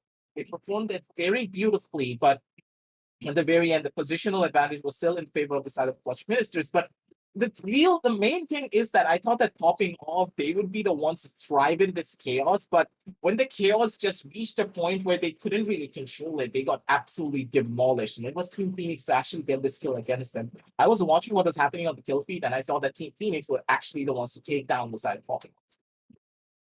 Oh, okay. Good observation over there. I definitely could not keep up with that. But yeah, when you said the person behind you was like, why are you doing this? Why are you throwing up all over the place? I felt that. I felt that because every time a team fights, they gotta be checking over their shoulders as well. I mean, they have to focus on the fight in front of them, so you're looking at your crosshairs, but you also gotta be aware: is someone behind me? Is someone waiting for this fight to end so that they can jump in like a bunch of vultures who are just waiting to pick up the scraps, waiting to pick up the dead meat? And I do believe that Clutch Ministers won this not because of their positioning per se, but because of their timing. I mean, both of them were equally important over here, weren't they? Yeah, that is for sure. But hey, ladies and gentlemen, Master Standings are finally ready. Even the production team had a little bit of a hard time trying to sort out all of that chaos, but we got you covered. And now it's going to be Clutch Ministers being able to go in, take 22 kill points, 22 points for themselves, sorry. With Team Phoenix actually being the ones to go in for a 7 and 11 on an Nice. 18. Stark Incarnate on a 9, 5, and 14. Sides with 5, 5, and 10. And the biggest question mark of them all, popping off with 4, 4, and 8. The ones that were the top dogs in all of it, they were not the ones to try and go in for a clutch play, it seems. And Clutch Ministers, they're able to climb up to right up to the very top on 22. It feels as though the entire dynamic that we were talking about, the underdogs maybe being the ones to take everything away. I don't think that's going to happen. Clutch Ministers, just like their name, they're going to be able to clutch out a victory and climb up to the number 2 position. Good stuff. I think Clutch Ministers might just do well on the overall standings as well. Let's take a look at that and see what happens when we combine the scores of both these games. And that is true. Clutch Ministers are able to stay on top of everybody over here. They had a decent position in game one with an okayish number of kills, but you combine that with their win in the second game and that massive number of kill points, and they're on the top with 33 points. Just 3 points below them is popping off. And even though they did not win the first game, they had a decent enough number of points, at least kill points in the first game, so that they can stay afloat in the second place over here as well. Phoenix, on the other hand, they had consistently performed in both these games. They were in the top three as well every time. So they are standing at 27 points. And there's only a difference of 3 points between the top three teams. Yeah, like it's gonna be really close to say the very least because Team Phoenix, they're right on the edge of trying to break it all down and take that number 1 position. And I'm really surprised here, Crips. I honestly initially thought that it was gonna be the side of Team 1HP, Unidex, Moth, Play Like Pros, Hearthstone T4, and like just be on top of that top 10 ranking, but that's not the case here. A lot of the teams that we are not really expecting to be there are the ones to try and take it all away. Clutch Ministers being able to take out the number 1. And Team Phoenix being able to go on head on over onto 3. Stark Incarnate being able to take out 4. And X-Omen on 5. An absolutely incredible table to tell here, considering how they're actually playing a lot of these fights. But at the same time, like, we can't really expect this to happen on every single map now, can we? This is just map number 2, ladies and gentlemen, and the positions can get swapped at any time.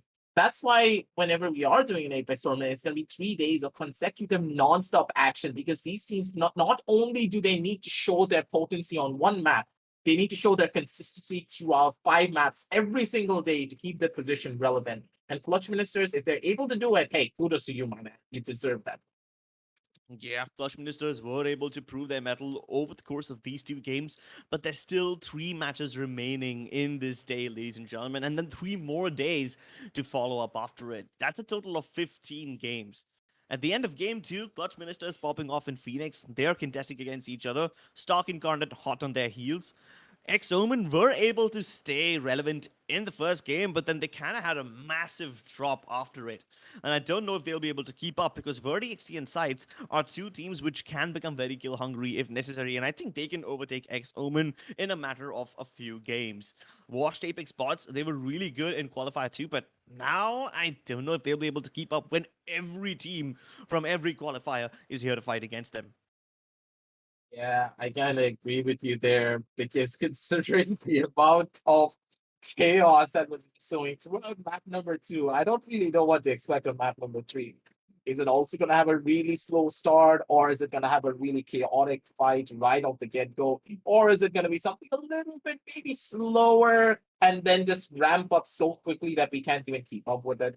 Ladies and gentlemen, we will never know. Match number 3 is going to be set up, but before, as it is setting up, sorry, I would like to ask you a question here, Prince. Do you think that this kind of gameplay going up right until the very end, do you think that if this is the pace that we are following throughout this entire tournament, do you think a couple of agents, for a couple of legend switches, sorry, is really required here? Or do you think that legends that these teams are already playing are perfect for the setups that they're doing?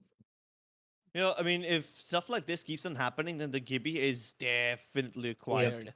I mean, there's another thing that you can consider. I mean, let's say if the final zone is near an urban area, right? There was this one compound over here with 2 houses in it. Those Mhm. were basically the places where it all came down to.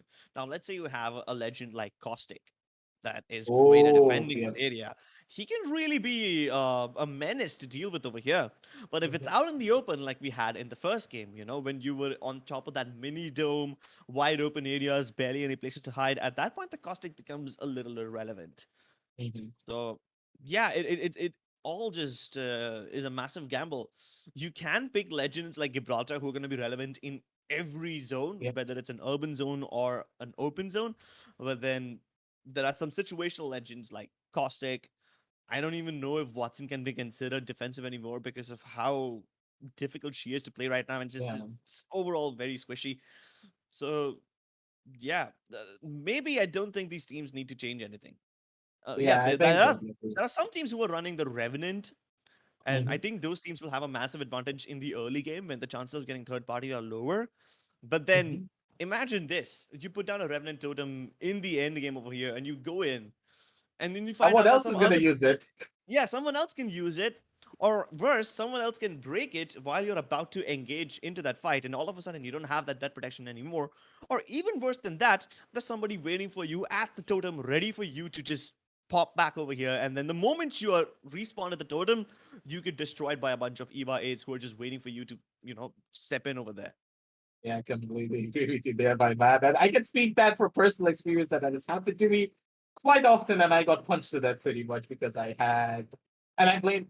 Okay, I blame my teammate for that. They were like, "Okay, just use it, dude." And I'm like, "Bro, I don't like this. I feel as though we're gonna get third party." And then immediately we made that push. We kill out the squad, but at the same time, another squad came over and killed us. So we got third party, and then there was a fourth party just camping out at the total. I turn around and they're like, "Oh, hello there." Pulls out a peacekeeper and just slaps me in the face with it. And I'm like, bro, I told you we should not go in for this fight, but it really does happen. And that could just be the case that happens here as well for a lot of these teams. So they need to be careful of how they take a lot of their different engagements moving down the line here. So as I was just saying, the composition lineups, I think that is absolutely perfect. The legends are playing their parts properly. They know what they're doing, and I believe that the Gibraltar, no matter what the situation is always going to be there.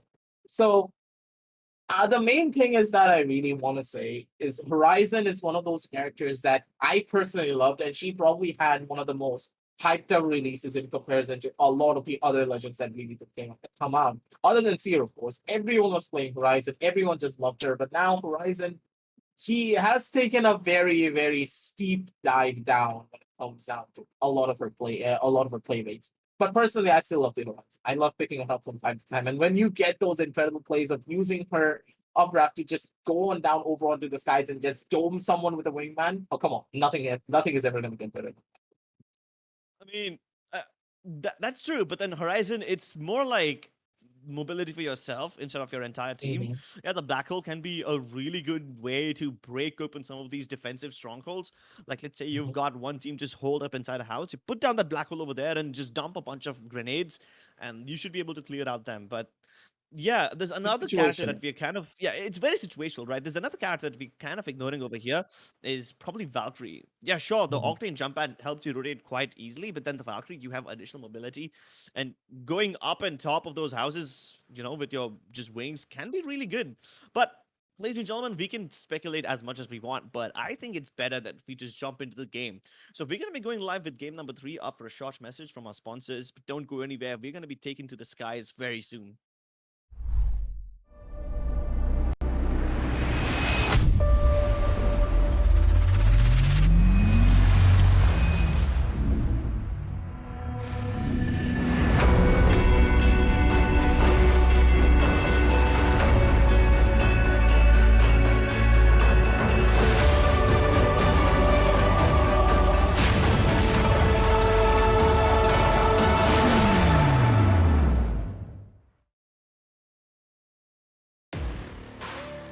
From the outside,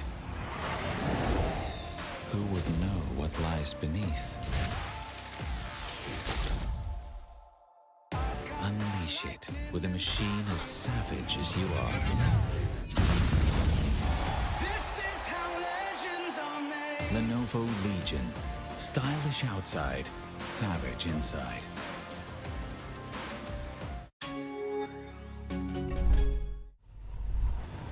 Hello, ladies and gentlemen. Welcome back to the third game of Lenovo and Intel presents Rise of Legions Apex Legends Tournament. We are back with the games, and this time around, let's see which one of these teams comes out on top.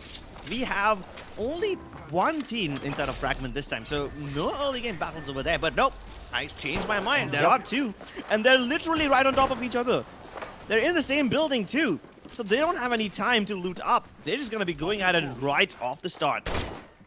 Yeah, and honestly, at this point, it's gonna be the side of popping off going in for this percentage engagement. And popping off, if they die out here, you know for a fact they're gonna be losing a lot of that position when there's a rampage or something else. So save on the people for a couple of bomb shots. Will they be able to take him down? It's gonna be the real question.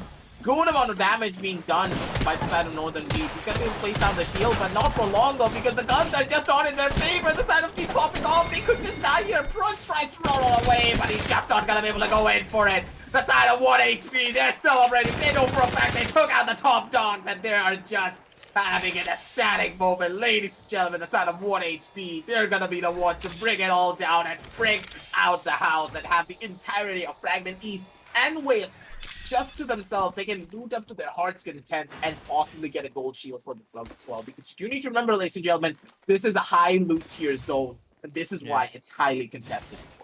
And 1 HP having a pretty rough time in the tournament so far. They were sitting at only 2 points. Imagine 2 points in just 2 games. That's pathetic. But that was only because they were losing these early game battles to popping off in Fragment. But now that they're able to get this win, I think they have a chance to mount a massive comeback and maybe even dethrone them in the matter of just a single match. It's all about that first initial fight. Now that you have the confidence in your favor, things are just going to be looking up a tiny little bit, but not too much. So you cannot get complacent. You cannot get a little bit too comfortable here, because if you get a little bit too comfortable, things could just end horribly for you. So let's see how they're going to be playing this engagement. 16 slots left. Not really a lot of fights happen, other than the first initial fight, of course, of 1 HP going up against Phoenix. A legendary fight indeed, but with that legendary fight now ending, which is going to be the next fight, it's going to be the real question. It's actually going to be washed up Apex Pros trying to go in for that engagement. But who are they trying to go up against is going to be the real question. Oh my god. Launch side is just one of those areas again that is just never stopping to seeing fights. Wash Apex spots now. Let's see what they do over here. And they've got their opponent cornered inside that building. And unfortunately, they still don't have any progress. They're just starting to kill the first wave of the death protected opponents, but is that gonna be enough though? They've lost quite a lot of their HP. And they must be very confused as to how they have the death protection online so quickly. It's probably because a bunch of ultimate accelerants would just, you just force the ultimate accelerants into the mouth of Revenant and make him just get that ultimate online super quickly. Skyhawks also now entering this area. And they must have heard the gunshots. They try to find what's going on over here, but I think they're a little late to the party because Wash Apex bots are looking to disengage. But they can still find Team Moth. Team Moth, though, they're quite weak here, trying to maybe survive this engagement and maybe survive just to live for a little while longer. But at the same time, I believe that they're going to be fine. They're just chilling out, and again, they're just feeding Shax all of the ultimate explosions. Look at this man. He just got thrown another ultimate accelerator and he's like, nom nom nom nom nom. I'm gonna take this all away from myself. Yeah. That's basically what it comes down to. If you have a Gibraltar or a Revenant in your team, you want to just funnel all your ultimate accelerants towards that person.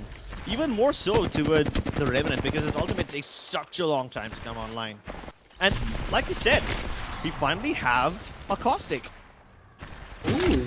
Ex-Omen, they're trying to go back to their roots once again. I can still remember back in Qualifiers 1, these guys just were loving to go on down through and just constantly play like this. And try to hold down the forts of buildings instead of trying to go in for their own engagement. They're just chilling, they're just waiting. And I like this. But at the same time, they need to be very careful. They have a really good position as they're holding up on the hill, but their back end is completely exposed. And teams should be rotating in soon enough. With Devil Corner now just chilling, he's just trying to go in for those scans, trying to go in and see which teams are going to be pushing them. But this is a really good position to say the very least in the long. They can just chill here, they can just wait, and they have the best advantage in comparison to anyone to spot out the teams right at the get-go, and then they can go in for those fights slowly. I mean, a Caustic and a Charge Rifle, that's like toxicity at its maximum.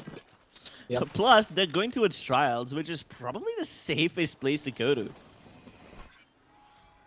Trials is a really good spot, but it's so dangerous because it gives away a lot of the information, so maybe they need to be a little bit more careful, but the fact is they have charge rifles, man, and charge rifles are like the best when it comes to these long range engagements. If So you have good tracking, of course. Yeah, this is so toxic, honestly. I Okay, mean, can you not just do with the toxicity jokes when there's No. there's a caustic on the I would have no. It's not. It's not about the costing. A lot of people just have difficulty choosing between the Sentinel, the Longbow, and the Charge Rifle, and Charge Rifle basically has no projectile drop, so it's just considered as a toxic weapon. That's why I make that joke. I don't do it because of the costing, to be honest. I completely believe. Seriously, dude? Have you not been keeping up with the meme culture? I have been keeping up with the meme culture, but still, when there is a caustic on the enemy team, I don't believe any of those words because Assassin has pulled up too many caustic jokes and toxic jokes that I've been absolutely nullified to other memes. Hey, listen, my sense of humor is better than him, and you know that. Oh my god! Oh my god! I think I will let the audience decide that as well. Or, like people in chat, you can say the rest. Hey, he's doing another tournament right now, so he'll probably never find out about this. Let's just keep it a secret. I trust you guys to keep a secret. But Play Like Pros, they can't keep peace. They want to engage in battles, and they want to do it right now. They're just gonna go in for this engagement, man, and they're just chilling. And just as you were saying, they cannot keep the peace with peacekeepers on their side as well. Play Like Pros, they're playing their cards properly. And they got the kills. They're gonna be able to take down one. Poor old Raman getting taken on down, and I think that this is the side of Sark Incarnate. They can take it on down a little bit too early here. And oh no, Skyco is completely under this control of Play Like Pros. And I think that, like, I don't understand this here. Rips, it feels as though a lot of the teams that were down in the barrel, they're just getting killed on these top dogs so early. But at the same time, they need to be worrying about the side of 3 punchers. They're going to be coming on down to deliver that 1-2 punch straight to their forehead. But they were just not able to get it though. Not this year. Yeah, but this is just the first wave of the death push, right? The death push. They can still go in with their main bodies after they're done healing up. I suspect we will find something here. And now it's just about healing up, trying to go in for a better position. They know exactly where they are. The ultimate's still in hand. But PHG, he needs to be very, very careful because another squad's pushing them. So they need to try and cut their losses or maybe just go on down to a better position for themselves. 3 punchers are going to be able to take down the side of Lord and the gang. And with that, it's pretty much done and dusted. There's nothing that you can do here. 3 punchers. Now you need to make that choice. Do you want to give up the building and run on away, or do you want to stay here and take this fight against the other squad that's going to push you? Yeah, and they gotta be careful for 2 reasons, right? They can fight inside the building with no problems, but the moment they go up on top of the roof, that's when the team that's on top of Trials also starts to third party on you. And when you're already low on health fighting your opponents, if you get like a single tick of damage from the charge rifle that the team on top of Trial Mountain has, you're gonna be dead. My ultimate isn't ready. Not yet. Now, with the Caustic just trying to throw it down the force, the Caustic is gonna be an absolute demon here trying to hold down this position, but the door can't really close fully. So at the same time, it could just be a love and hate relationship if they try to hold down this one initial position because it's way too open here. There's too many open windows and there's a squad right above them. Yeah, what are they planning to do here? This is gonna be the real question. I don't really like this. This could just end horribly for them if they're not careful. 3 punchers versus Play Like Pros. All of them in the same building. The only difference is the first floor is completely in control of 3 punchers.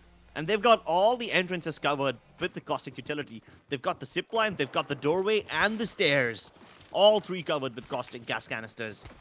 I don't know how they're gonna deal with this. Oh, now I know how to deal with this. They're gonna wait for the dead protection. They will go in and try to get as many kills as possible, but they can't get counter push now. They have that security because of the protection of caustic.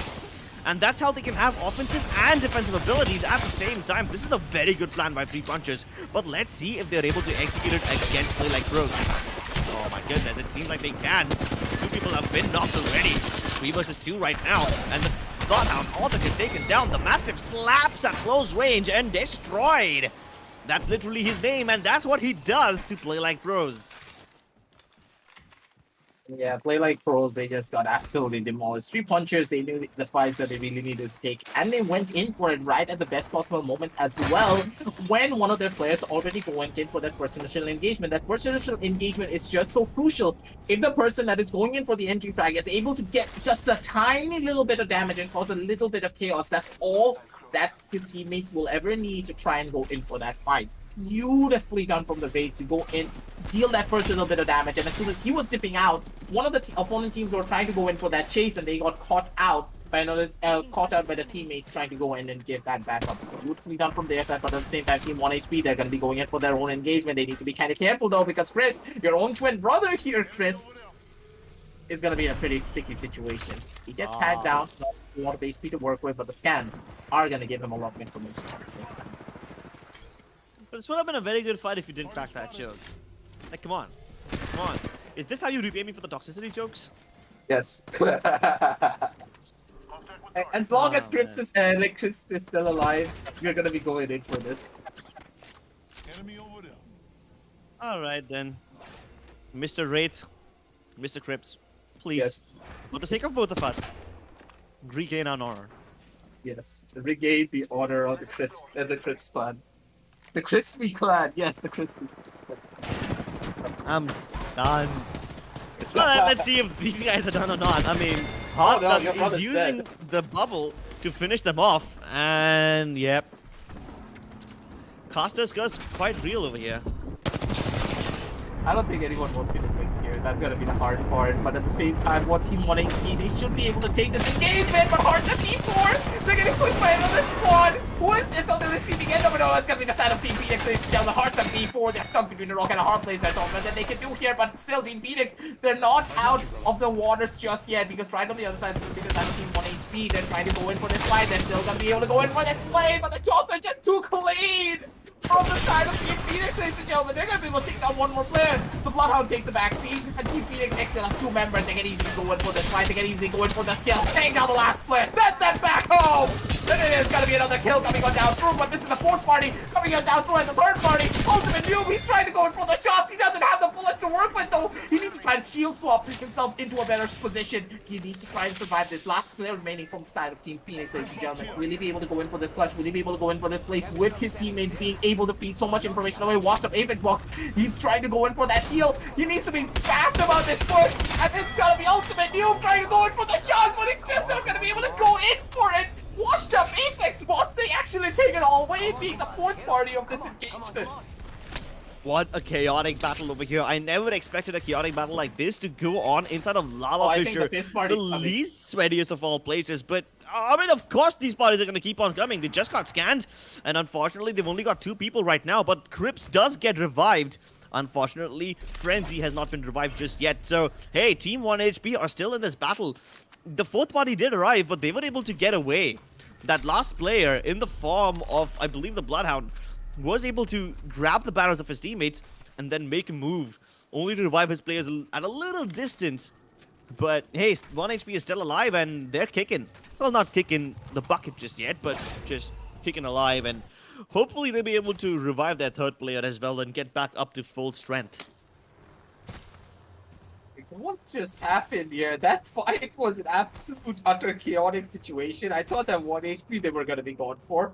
I thought that 1 HP were the guys going in for that push, but instead, who was it? It was actually the side of Apex bots. Just coming out of absolutely nowhere and just being able to bring it all back onto their side. 3 punchers are also going to be able to get out of their own position, but they do get tagged by a lot.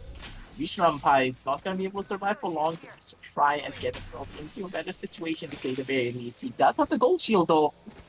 So having the gold shield does allow him to go in for these pop shot fights a lot more efficiently and a lot more frequently, because winning out cold battles is just as crucial as getting kills in the game of Apex. The more pressure that you can build up onto your opposition on their safe haven position, the better you are going to be performing. But now this is going to be the time to go in for that push. Vishrambai is inside of the zone though, and that zone is just going to be ticking away at his Revenant ultimate HP. It is a good rotation spot though, to say the very least, but he's just not able to go in for a proper fight, not just yet. And with the Revenant ult now running out soon, it's already at the 3/4 mark here. Chris, he's going to get teleported back. Or no, he's not going to get teleported back. And he's just going to get stuck in the very, very bad position, I would say, because now he has no more second chances. And yep, he gets taken out. That's why the Revenant Octane combination is supposed to be a very good one, right? You will be able to cover the distance with the Octane jump pad after you pop that ultimate, but Copy, yeah, he's getting destroyed at this point, and that is going to be it of 3 punches. Bludge Ministers are able to survive this assault, and they destroy Team 3 punches. But I love this, I love this concept, the Caustic and the Revenant. You can put up your Caustic, canisters in a room, pop your Revenant ultimate, and then go assault a team. And the only good part about it is that you can't get counter push because the Caustic Totem will protect you. Yeah, but the lack of Octane kind of makes your Death Totem a little irrelevant because by the time you actually reach your enemy, you will run out of that protection. Washed Apex bots, now let's see what happens when they're on the high ground. Both the Gibraltars have thrown down that ultimate, so it will just be defensive bombardment raining upon all of them. Now it's gonna be John FPS popping that ultimate accelerant almost immediately. And with the Beast of the Hunt already on the cards and the side of Washed Apex bots being able to hold down the high ground so beautifully, things could just be looking up and up and up for their side. But at the same time, down below is gonna be the side of Clutch Ministers. They have the worst possible position though in this entire universe, I would say. Trying to go up against the squad, trying to hold the high ground, but at the same time, Washed Apex bots, they are also not in a good position when you consider that they have another team who's right behind them. So whoever wins this engagement as quickly as possible are going to be the ones to take it all away. Washed Apex bots, are they going to be going in for this push? Are they going to be trying to go in for this engagement here? And it's going to be Scorpion getting completely shut down with the zone pushing them in. There's absolutely nothing that they can do here. Washed Apex bots, they know for a fact that there's a squad under them. They can easily go in for this fight. They can easily go in for this kill. But are they going to be going in for it? Do they want to give up this high ground? And I don't think they want just yet. Oh yeah, now they do. Yep, and they clear it up. They destroy their opponents, and they can always get back up on that tower, which will be a very good place to hold, especially when the circle is going towards the Trials area. And there was one more team over here, but on top of the mountains of Trials, it's a good place to be at, since it's very difficult to reach over there by just climbing. You can get up there via the zip lines, but yeah, I do believe that Team 1HP are trying to go inside the mountain. Will they be able to open those doors and blow up their enemies as well, considering that they only have white shields? And Xeon was the one who survived, and he had to revive both of his teammates. At least they're a 3-man roster now instead of just one, but they nearly don't have any resources. And Crips gets deleted! Oh my goodness, with that! One full shot to the face? Exactly, this is like some Sova action right here. But now, the EVA 8s come in, up close and personal the bubble to protect them from any sort of third parties, and they are able to destroy Team 1HP. And all of them were destroyed by Chappie. Just one man getting a triple kill. Getting the entire squad right. And now Team Moth has come in for the third party. They even have death protections. But let's see if they're able to actually make this one work. Yeah, I think that Team Moth are just going to be able to clean up house here. One by one, they're going to be the ones to try and go in for those kills. And Fizz is going to be able to take down Chappie as well. Chappie needs to take a back seat, but he has not gotten taken out fully. Not just yet. So let's see how they play their cards here. And I like this. Team Mod, they understand that, hey, we should not go in for an over-engagement. We should just be playing it a lot more slower. But at the same time, Team Washed Apex Bots and X-Omen, they could just be going in for their own engagement here. They're just chilling. They're just holding down the fort. And one by one, they're trying to go in for the shot. Solo Yokai, though, spots out all three of the players. And they know exactly where the side of Washed Apex Bots are actually at. And with the circle slowly but surely closing on down in, it's going to be 3 squads on the map, ladies and gentlemen. I can't believe I'm saying this. It's going to be 3 squads. And for once in our entire careers as casters, we're going to know exactly what's happening on this game. Well, I mean, we've seen 8 squad battles in the end, but this time a 3 squad battle definitely seems a lot more manageable. It's Team Moth versus Washed Apex Bots versus X-Omen. And X-Omen's passive playstyle is actually paying off dividends right now because once again they find themselves in a position where they can win the game. They're trying to hold down the floor. They know exactly what to expect. And Washed Apex Bots, they need to heal themselves back up to full. They're still trying to go in and survive, but at the same time, X-Omen, they get taken down. The first initial player's already gotten taken down as well. Shanxi no longer is going to be a relevancy here because now, with the pushes coming on down through the side of Washed Apex Bots, they can easily maybe go in for this engagement. Easily maybe even to go in for a couple of skills. Solo Yokai's going to be able to take down Team Moth's player. Sorry, the Team Moth is going to be the one surviving, not X-Omen. And it seems as though Team Mod, they've already lost 2 of their players, and still with the fight going on down through, Washed Apex Spots are not able to do enough damage going on down towards the opposition side, and the fact that they're not able to go in for this kill here could just spell doom for them if they're not careful. Yeah, but Washed Apex Spots were getting sandwiched by both these teams. Now they decide to engage against X-Omen. That's a good decision considering if they stayed there, they would have been completely destroyed. But they are still in a sandwich situation. They just don't get a break. They can't just get a they just don't catch a break. They are just completely getting surrounded every time. All their maneuvers are getting counter-maneuvered, and Omen are just running away from Washed Apex Spots. They know that Washed Apex Spots are hot on their heels, and Omen do not want to be the first team to engage. But Washed Apex Spots don't really have a chance, and now they've lost Switchy. It's John MPS and Metro Legion. Both of them are very low on HP. I don't think Metro Legion will be able to survive this onslaught. It's a 1v1, but he will lose. And that's Team Mott, who now sees this as an opportunity. They want to engage upon Team X-Omen and get this win for themselves before X-Omen have a chance to heal themselves. But as they're walking into the Noxgas off the Caustic, they're walking into his world. Unfortunately, they get inside, and doesn't matter what utilities the Caustic has over there, they will still be able to get this win. And Team Mott are able to conquer this Mexican standoff. It's gonna be 3 games, ladies and gentlemen, and we have 3 champions.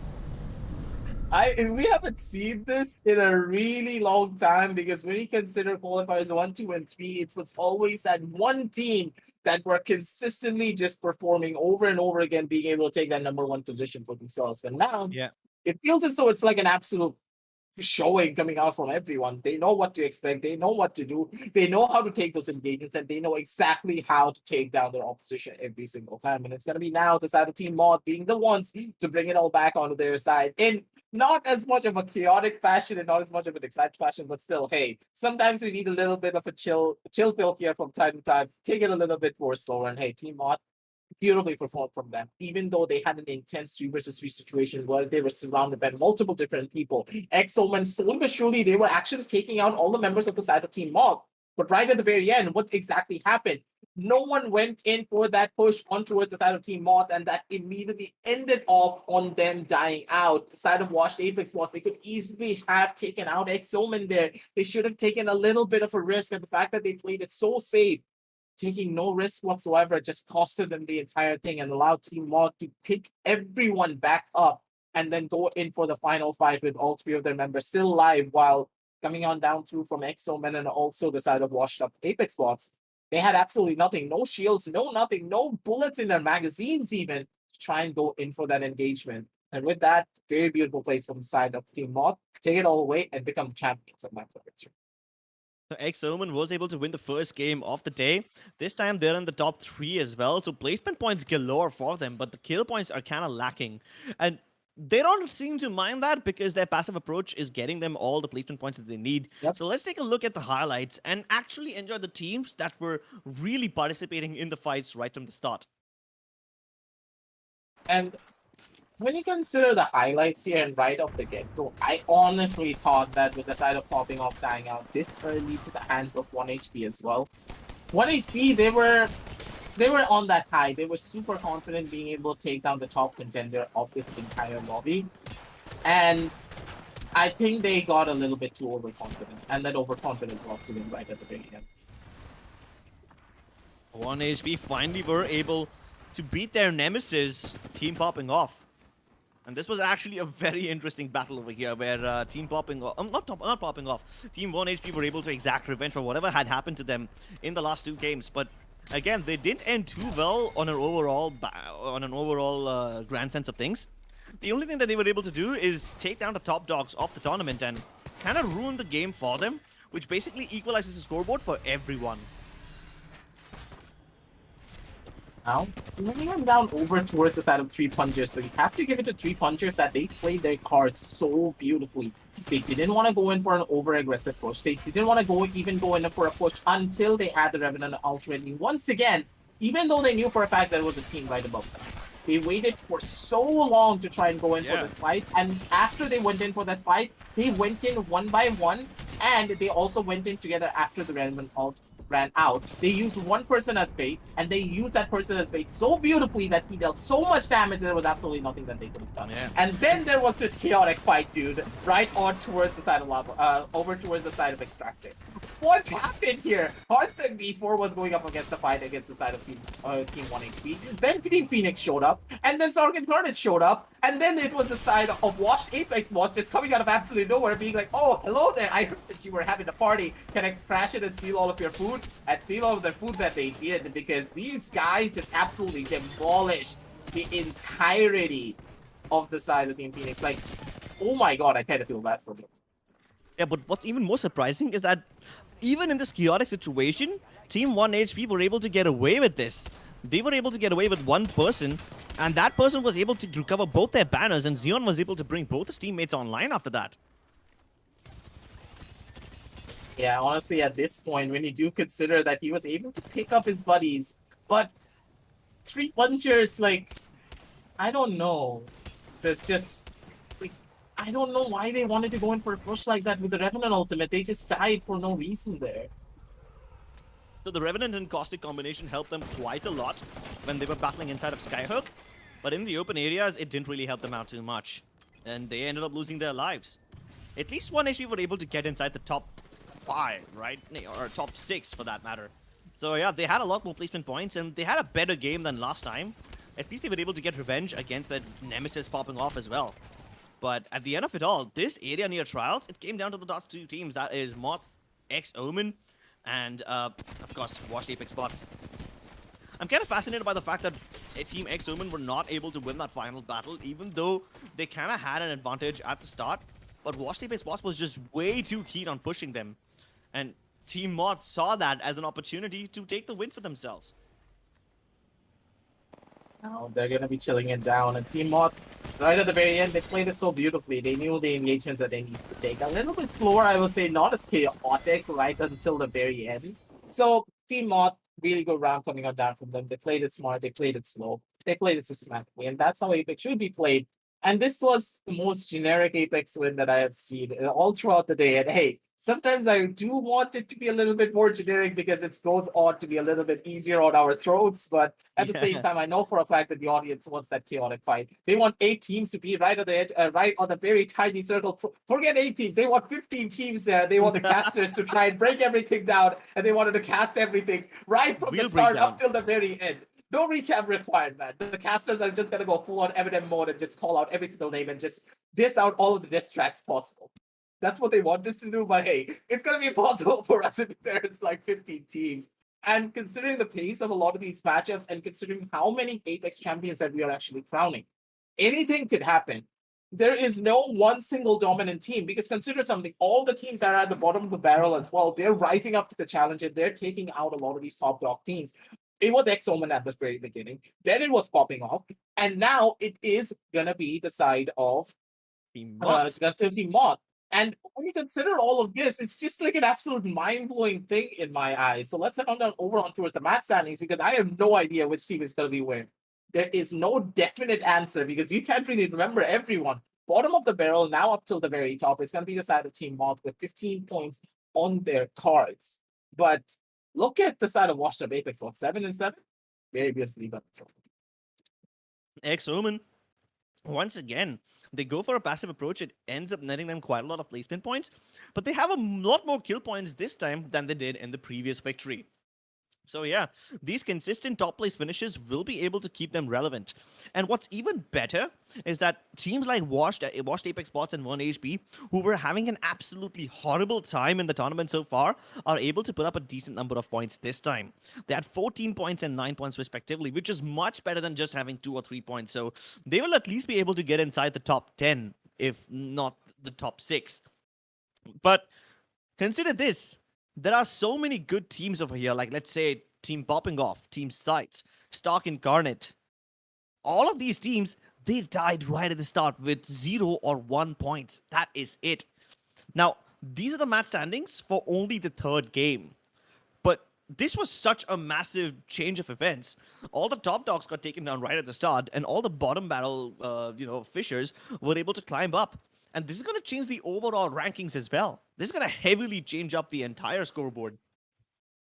Yeah, let's head on down over onto the overall settings and see exactly where these teams are lying, because I don't know, man.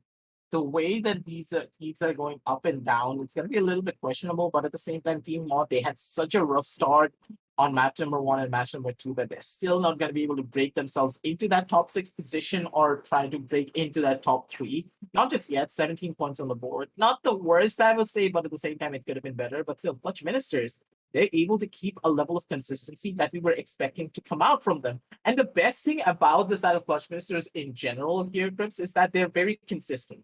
The level of like they know when to go in for kill points, they know when to slow down to go in for placement points, and they're just completely shifting up their dynamics according to the points that they are holding.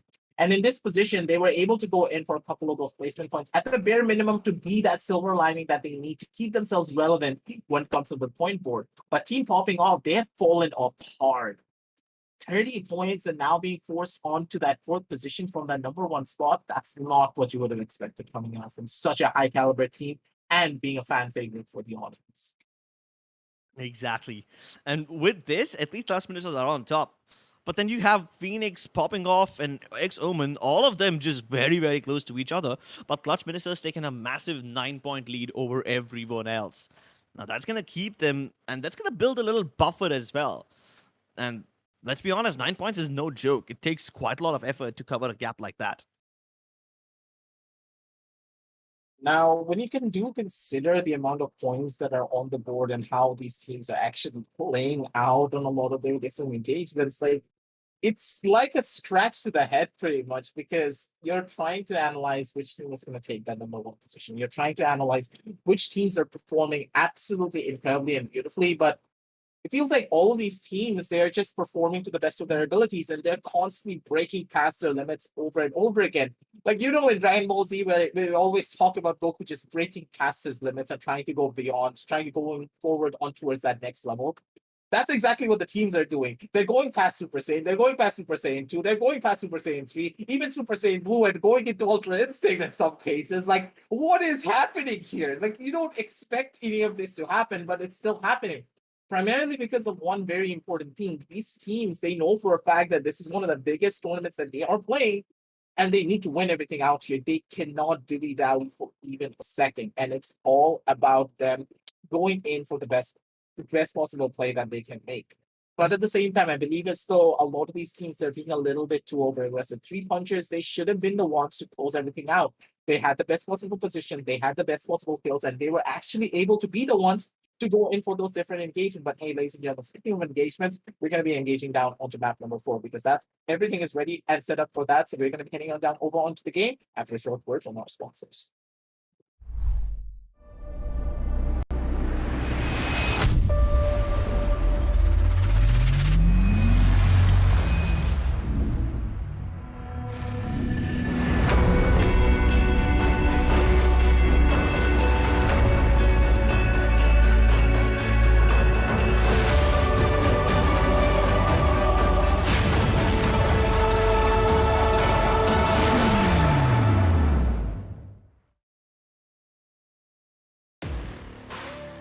From the outside, who would know what lies beneath? Unleash it with a machine as savage as you are. This is how legends are made. Lenovo Legion. Stylish outside, savage inside.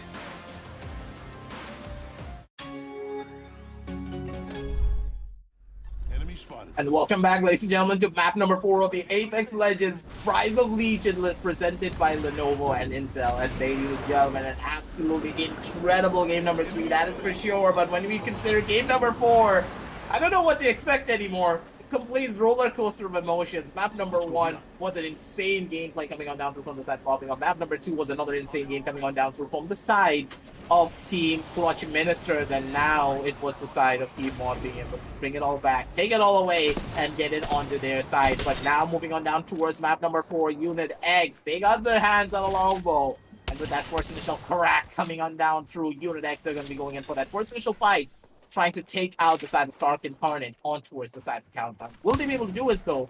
It's going to be the real question, because considering all of the positions that they're trying to go for, I don't really like this. Things could just backfire if they're not careful here. Don't you think so, James?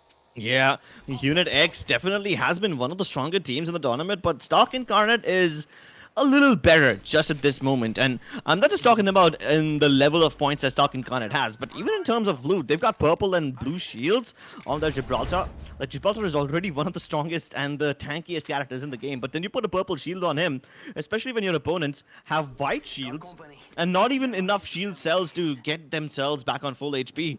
Things are gonna start to look rough for Unit X. Maybe someone over here. Yeah, Unit X, they need to be careful. If they try to overcommit to this engagement, it could just end up horribly for them. So they need to play their cards properly. Take it slow, take it steady, and maybe then go in for this fight. But let's see what we can expect here.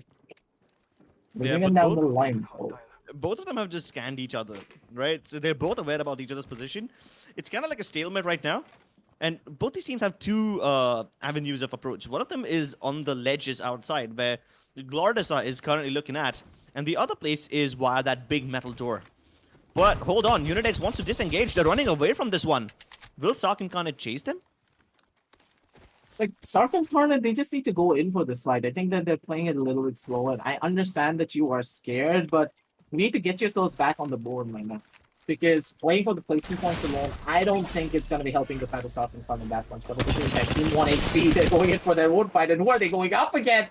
Raj! It's going to be the side of Team popping off, going up against the side of 1 HP. Once again, ladies and gentlemen, this is going to be one of those rematch games.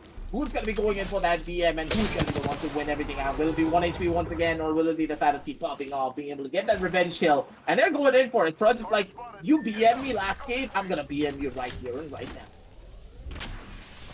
The fight inside of the first time that we saw that one kind of was an anticlimactic one. But popping off this time, they don't want this one to be an anticlimactic battle. They are going in for the kill. They've got the ridges in control, and 1 HP versus popping off. This is a rivalry that's gonna keep on Oh entertaining no, they're us going for back in the days. same building. They're going back in the same building. It's happening.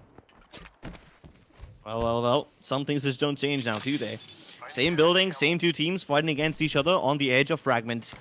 This is gonna be a very interesting battle. This is the rematch that we really wanted at the rematch of the century, ladies and gentlemen. But I don't think that the side of Team popping off, they're going to take that risk. They know for a fact that they could just lose everything, trying to go in for that push and trying to, stroke their egos a little bit. So they're going to swallow their pride and they're just going to move on down over towards the other side of that. And Team 1 HP, they're going to be able to live or possibly not be able to kill the side of Team popping off, as they are going to be the ones to live for another day here. But Northern Greece, oh no. Oh no, he needs to be careful. He's on his lonesome right here. Oh, yes, but he's already here. This I fight thought is that a they were little gonna walk too- away. They actually just came back. And it was Northern Greece just give the call that we're gonna stroke our egos? What? I don't know what's going on, honestly, at this point.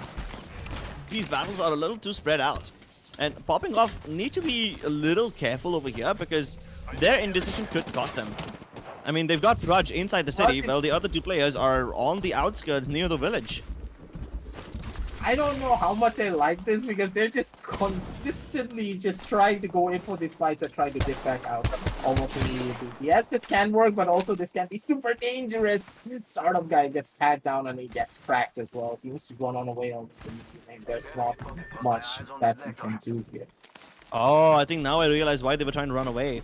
Aviator Oh, Esports another has showed up to the squad. battle. So yeah, it was 1 HP versus Aviator versus popping off inside of the Fragment City. But right here, we have Unit X. Stark versus Stark Incarnate. Oh my god, once again, they like pros. Looks like they want a piece of the pie. Oh no, Stark Incarnate got taken out as well, and it's gonna be now play like close going up against the side of Unit X. Beautiful tracking coming on down through from the side of the Bloodhound, ladies and gentlemen. And now Unit X, they're in the worst possible position possible here, and they need to try and survive this. They need to try and go in for the escape, and they're still gonna be in a good spot, but at the same time, they need to run on away. The Gibraltar Shield does give them that little bit of cover to work with, as they were now being able to get themselves inside of the building. And this building is absolutely crucial here. If they do play their cards properly, if they're able to play their cards right, it could be good. But at the same time, Mind Freak throws out the caustic ultimate, and they're just getting tagged down slowly but surely. Nowhere to run, nowhere to hide. Unit X, he's still trying to survive. They do get one more kill, and it's going to be a 1 versus 1 situation. It is going to be Chappie going up against the side of the raid. Who's going to be winning out on this engagement? Will it be the Bloodhound, or will it be the Gibraltar, who has a little bit more HP to work with? Syringes are going to get popped out as well. Not really a lot of HP to work with inside of the zone. Both of them are taking this fight, and who's going to be the one to try and win everything out? Who can outlast the zone? Who has a better medkit? Who can heal up even faster is going to be the real question here. It is going to be a heal coming on down from the side of the Bloodhound. The intense 1v1 is still going to be going on down to whoever wins this is going to be able to take it all away. The info still in the favor of the side of one. He's trying to go in for that swing. He's trying to go in for that fight, and the shield, that's absolutely beautiful. And a kick to the face, but it's just not enough. Chappie, how did you do that, my man? Did you just actually pull off a miracle here? This was a very difficult fight, to be honest. Both of them surviving in the ring, trying to heal each other up, just shield dancing around, and both of them ran out of their weapons and their bullets at the same time, so it came down to a punch battle. And it seems like Chappie is the one who's got the stronger fist, wins out the battle, but he lost one of his teammates, and he's still got a long way to go to make it inside the ring. And keep in mind, this is just the first ring, so it doesn't hurt you that much. But if you stay out for too long, you will get to round 3 and round 3 and round 2 and round 3, my bad. And at that point, the ring really starts to hurt you quite a lot. But Hardsuck over here, they've got Cyhawks under their crosshairs, and Lonside is about to become the burial ground of some of these teams. Now it's time for them to just go in for this fight. Hardsuck D4, they're not going to give up on that for even a second. Stark Incarnate, though, they're still pretty much still alive, just a tiny little bit. They're still going to be able to go in for that engagement. And Unit X, finally, they get taken out by the side of Stark Incarnate. The fight that they were trying to go for, they were finally able to get the revenge kill for their buddy Ward. And they were able to take down the side of Unit X down in a 2 versus 3 situation. But at the same time, they're still inside of the zone. They're still not in a good spot to try and take a deep breath and catch their own breath and try and go in for that fight. But at the same time, Skyhawks, they're still going in for their own fights. Clutch Minister on towards the back, and they're going for another one towards the side of Countdown. Every single fight in this entire world is happening all towards the side of Countdown. Do they all live in the same city or something? Like, what is happening here? I'm sorry, this is Lonside, just to correct you with that, but Clutch Ministers over here definitely are looking like the stronger team, but not anymore, as Scorpion taking a bit too much damage over here. And Northern Breeze, his team is also showing up to this battle. Skyhawks, they have to fight against 2 teams at the same time. And you're right, this place does look like the residence of almost every team in the server right now, because there's just way too many people present over here.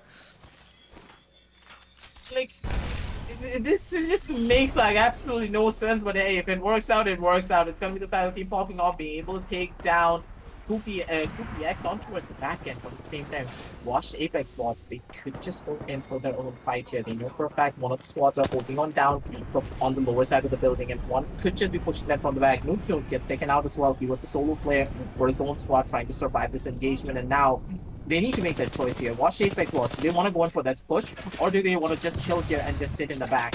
And this could be dangerous if they do want to go in for this push here, but let's just see. They're playing it slow, they're playing it smart, but Arthur D4, they're right on the other side. Ooh, good damage from the side of Neo.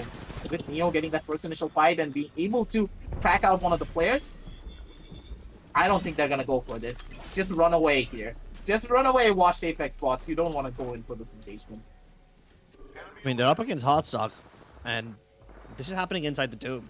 Clutch Ministers, they were in launch side, but now they're starting to come towards the dome as well. So, yep, you might be right. If they run away right now, they might be able to avoid this whole third-party adventure. And the door's been breaking down. FBI open up, but the moment it opens, Sneeze will get deleted. Scorpion and Flexi also in a little bit of trouble, but the Gibraltar Dome might just enable them to get the revive out quickly. And there is enough time for them to run away as well. But Hardstock, they are now literally stuck in between a rock and a hard place. They've got Washed Apex spots on one side and Clutch Ministers on the other. They cannot escape. Yeah, they're just trying to survive here. They're still trying to go in for this engagement. Went in for that fake revive. He's gonna be able to crack out one of the players at the bare minimum. Arsenal before they're still able to hold down the fort. Surge just have the red shield, and as Arsenal, if he's just able to heal himself back up to full, he can completely trying to go in for this push and try and take down the side of Clutch Ministers. But Clutch Ministers, they're also getting pushed from another sideline. This is not a good spot for them to try and hold. They get swatted out from the track of the window. Heartset D4 still gonna be able to hold down the fort here. Suraj needs to try and heal himself back up to full at the bare minimum to try and survive this engagement. But with Word.exe also making this push here on towards this one small specific area, right at the edge of the circle with only 35 seconds left on the clock. I don't know how much I like this. This could just end up horribly, and just as I was saying, it's going to be the side of Watch Apex Bots trying to go in for that push.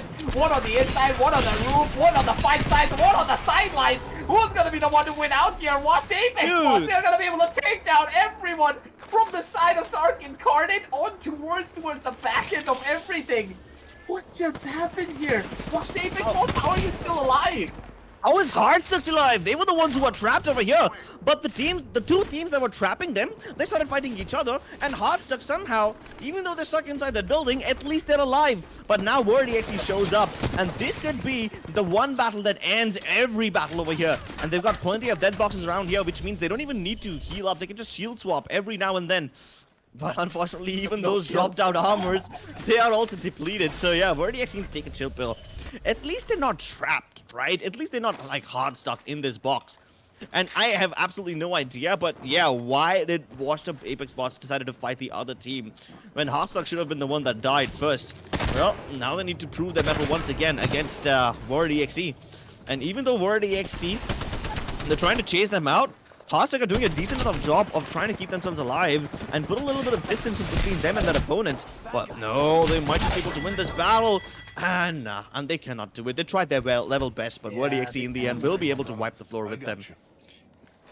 It's kind of expected. Like, there's no way that Hardstuck are going to be able to win this engagement. They were in the worst possible position here. Yeah. So, in a way, like, really nice try from the side of Hardstuck. Exactly. They were able to take down a lot of those squads. The fact that they were able to survive for at least one more placement point itself is a big deal. Oh my god, Word.exe! Not another one! It's gonna be popping off now, trying to get a piece of the pie here as well. And Word.exe, I think they just went out of the frying pan and straight into the fire, because you really don't want to face off against the side of popping off, especially with the circle. Closing on down in a matter of 50 seconds. You need to be the ones to come out of it. Yeah. And Team Popping Off, they're just literal gatekeepers. They're like those, like, you know those seagulls that were waiting around on Finding Nemo? They're literally just chilling, man. They want this. And they're gonna go in for it. And the fact that Popping Off has an exit avenue means that if this fight goes wrong for them, they can always escape from this area and move in towards this ring. But unfortunately, I don't think that Washed Apex Bots have that luxury. I'm sorry, not Washed Apex Bot. Word.exe have that luxury, but hey, Word.exe, they down Grudge. It's now a 3 versus 2. Turn it into a 2v2 as Vacom is able to get some revenge. But this is going full send in. None of these teams are holding back, and they want to finish each other off right here and now. No escape. This is going to be a fight to the death, and Word.exe survive the onslaught. They're able to wipe out their opponents. They're able to wipe out Popping Off. My god, it's the side of Popping Off. I didn't expect this to happen. What is happening here, Crips? It feels as though all of the top dog teams, they're getting absolutely demolished in a matter of seconds. All of the underdogs being able to bring it on back. They're no longer the underdogs here. They're actually the best of the region, being able to take down the best themselves. Like, who is left now? Who's going to be taking the #1 position? I feel as though all of the teams that were in the top 5, they've all been eliminated already. Yeah, I mean, no Popping Off, no Washed Apex Bots. Word.exe are able to survive the 4th party, and that's just a miracle to me. But hey, now they've got the entirety of Dome under their control, which means they can stay safe. Launchside is going to be a massive place, and yeah, there's like 4 buildings over here which you can take control of, and one of these buildings can be occupied by 1 team each, which means this area can house a lot of these players. But look at the ring! No, look at the ring! It moved away from Launchside, which means all these teams will have to abandon their safe spots and move out into the open. Trying to go in for these fights here. Skyhawks, they're still holding down the fort, and they're still trying to maybe go in for the kills here, but they're still not able to find a notch just yet. Let's see how they do play their cards here, because if they are able to play it properly, things are just going to be looking up, but let's see what we can expect here. Skyhawks, I don't know, man. Are they actually going to be able to get out of this? Because one team is right behind them, and they're stuck right on the edge. of this circle. This circle can just push them out into the open and straight into the frying pan. But I think that the main people who are in the fire right now is going to be the side of Word.exe, and it's going to be Phoenix going to be the one to take them down. Well, finally, their killing spree has come to an end. But hey, let's be honest, Word.exe survived for a lot longer than expected.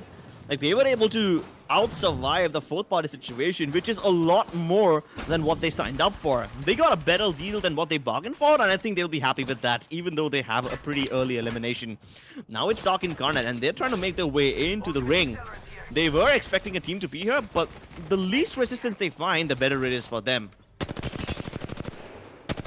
Now it's going to be the side of X-Omen trying to go in for that engagement. Beautiful tracking coming on down through from the side of Devil Corner, though. Straight through the air as well. He just doesn't miss his shots. Ladies and gentlemen, X-Omen, they're angry and they're trying to go in for this fight. And they want to try and go in for these kills because they understand they need to try and establish a little bit of a lead when it comes down to the kill points as well as those placement points. Because their placement points are looking really strong, but when it comes down to the terms of the kill points, they're not in the best of positions. Not just yet. So let's see, are they going to be able to win everything out? Are they going to be able to change this engagement and bring it all back onto their favor? It's going to be a real question here with the shots going on down through and Stark Incarnate right on the other side. X-Omen, are they going to go in for this fight or are they just going to give it up and try to live for a little while longer and get themselves into a better position? It's a very tricky area to navigate, especially when there's like 8 squads remaining. You don't know which place is safe and which one isn't. The scans will be able to give you a little bit of information, but hey, I don't know if you can still use that information to your advantage because there's literally no place left to stand on. There's teams all around you, and Stark and Garnet have to choose between their poisons. They are looking to engage with Devil Caller and his team. It seems like they will be able to knock one, but for now, they just need to hold back and get themselves back up at full HP, maybe even revive Rahman. But no, they don't want to do that. Destroyer wants to get inside their faces, and X-Omen will bite the dust. We are down to the last 5 squads right now, and Stark and Garnet are able to eliminate X-Omen. That means the winner of the last game will no longer have a chance to go for a repeat victory. Yeah, now it's all up to the side of Team Phoenix and Team Stark Incarnate to try and duke it off against one another to beat the squad who possibly takes it all away for their side. Will they be able to do it though? It's the real question, because with the first initial shot coming on down through from the side of Murdoch, they have already made them really low on Stark Incarnate. They need to run away. They need to try and get themselves into a better position, but when they are trying to run away, there's a possible third party just waiting to try and destroy them in a matter of seconds. It's going to be Destroyer INRC trying to run on away from down towards the back end. 1 HP still alive. Just one player remaining for them, and it's all up to the Octane to try and maybe clutch everything out for their side. Yeah. It is going to be a 2 squad versus 1 player only, and another squad I do believe to try and bring it all back. But Stark Incarnate versus the side of Team Phoenix is the main fight that we really want to see here. Who's going to be whoever wins out on this engagement can change everything. One HP Crips is all by himself, but while this was happening, Phoenix were able to destroy team sites. And now they're going up against one of the stronger teams over here. It's a 3 versus 3 battle, Stark Incarnate versus Team Phoenix. Both these teams have all 3 of their players alive, and whichever team comes out on top of this will probably be weaker than how they started off. And I believe it's going to be Team Phoenix that comes out on top, but the ring is already pushing them. So far, they've got the Heat Shield and the Gibraltar Dome to keep themselves alive. No, wait, the ring, it does not push them out just yet. And they will be able to get all their members back up. And now with only 3 teams remaining, they're up against weaker squads. They're up against a 2-man roster and a 1 player from Team 1HP. That's going to be Crips. He's going to be keeping his team alive and hopefully playing for placement points.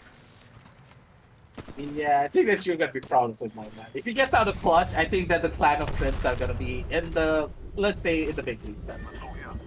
Yeah, but Team Phoenix are trying to take the high ground on the edge of this cliff. Now, the funny part is, I believe one of the 3 teams alive is Aviator Esports. Is that Aviator Esports, or who is it? I would like to find out. I think that is the side of Aviator, but no, it's Devilstone, actually. I forgot. Okay. Yeah. They're still alive. They're still kicking, but oh no, Crips. Good night. Bye-bye. Yep. See you in the next dimension, my boy. At least he was able to get his team to the 3rd spot. I mean, considering how bad of a situation they were in, and considering that they were able to win the battle against their nemesis team popping off, I think it was a decent game from Team 1HP. But now the final 2 squads are going up against each other, and it's a 3 versus 2 battle.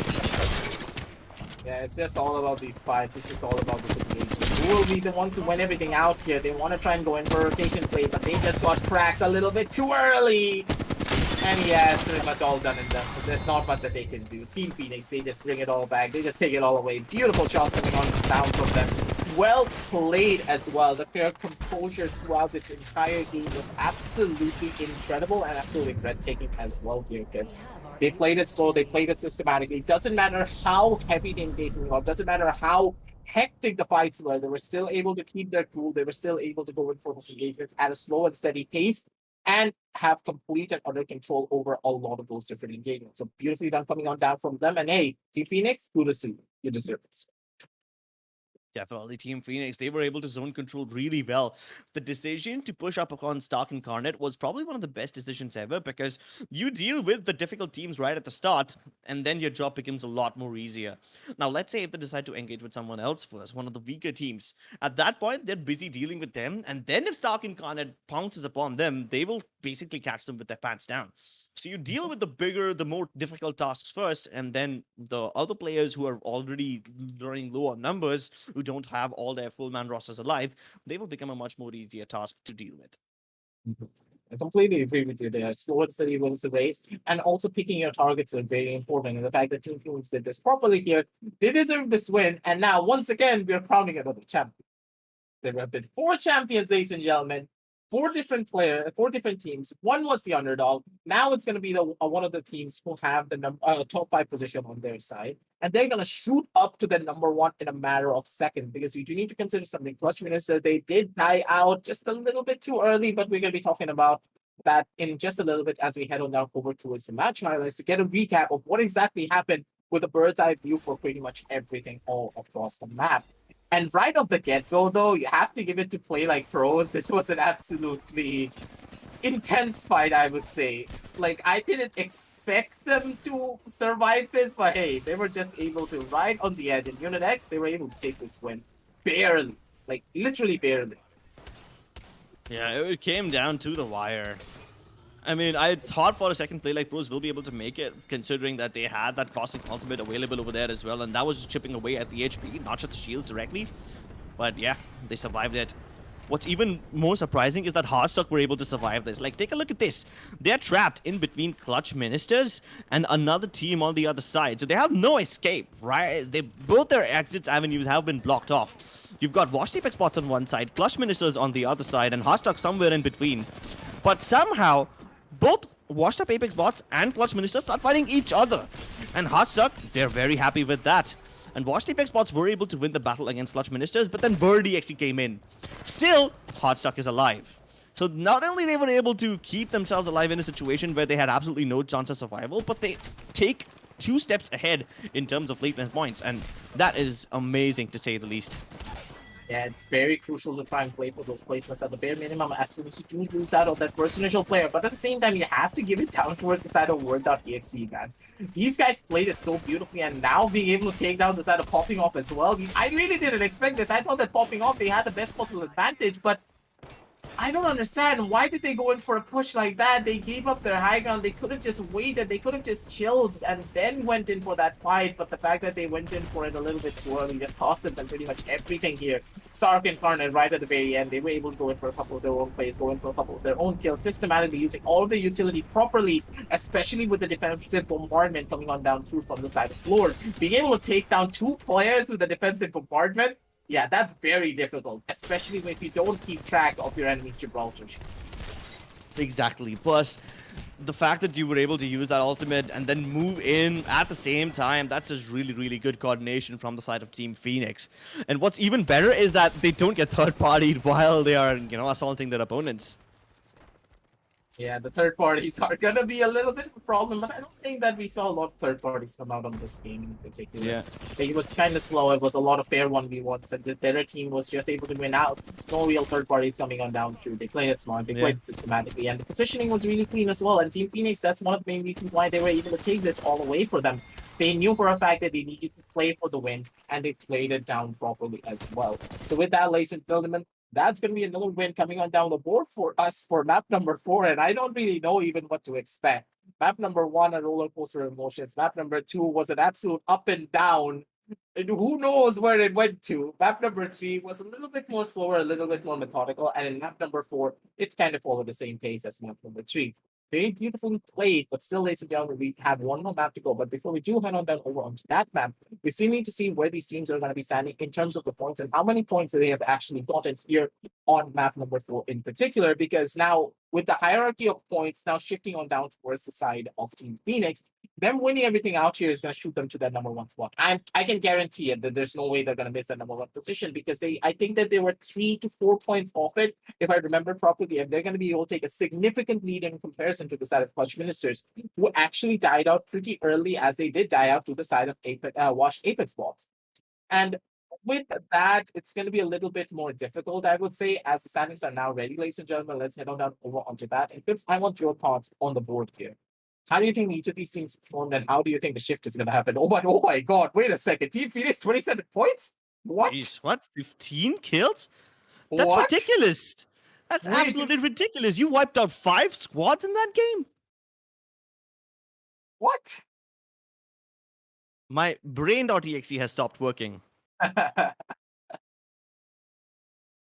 Like, I didn't even see the side of Team Phoenix actually going for a lot of these fights, but I think that there were those silent assassins just holding down the floor from other sides that we didn't even notice them getting kills all over the place. But oh my God, Team Phoenix, absolutely incredible showing of skill. 27 points.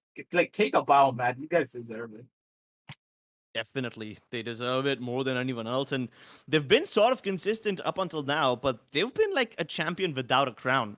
Now they finally have their crown, but will they be able to hold on to it? Because there's a lot of teams who want to take their heads off and steal that crown for themselves. One of them is definitely going to be Stock Incarnate and WordEXE. These two teams have just been, going at each other for the longest time. And right now, they're not too far away from each other in terms of points. Aviator Esports, though, now that's a good win for them. They have been kind of reeling at the bottom of the overall standings, but these 10 points will be absolutely crucial to help them climb up.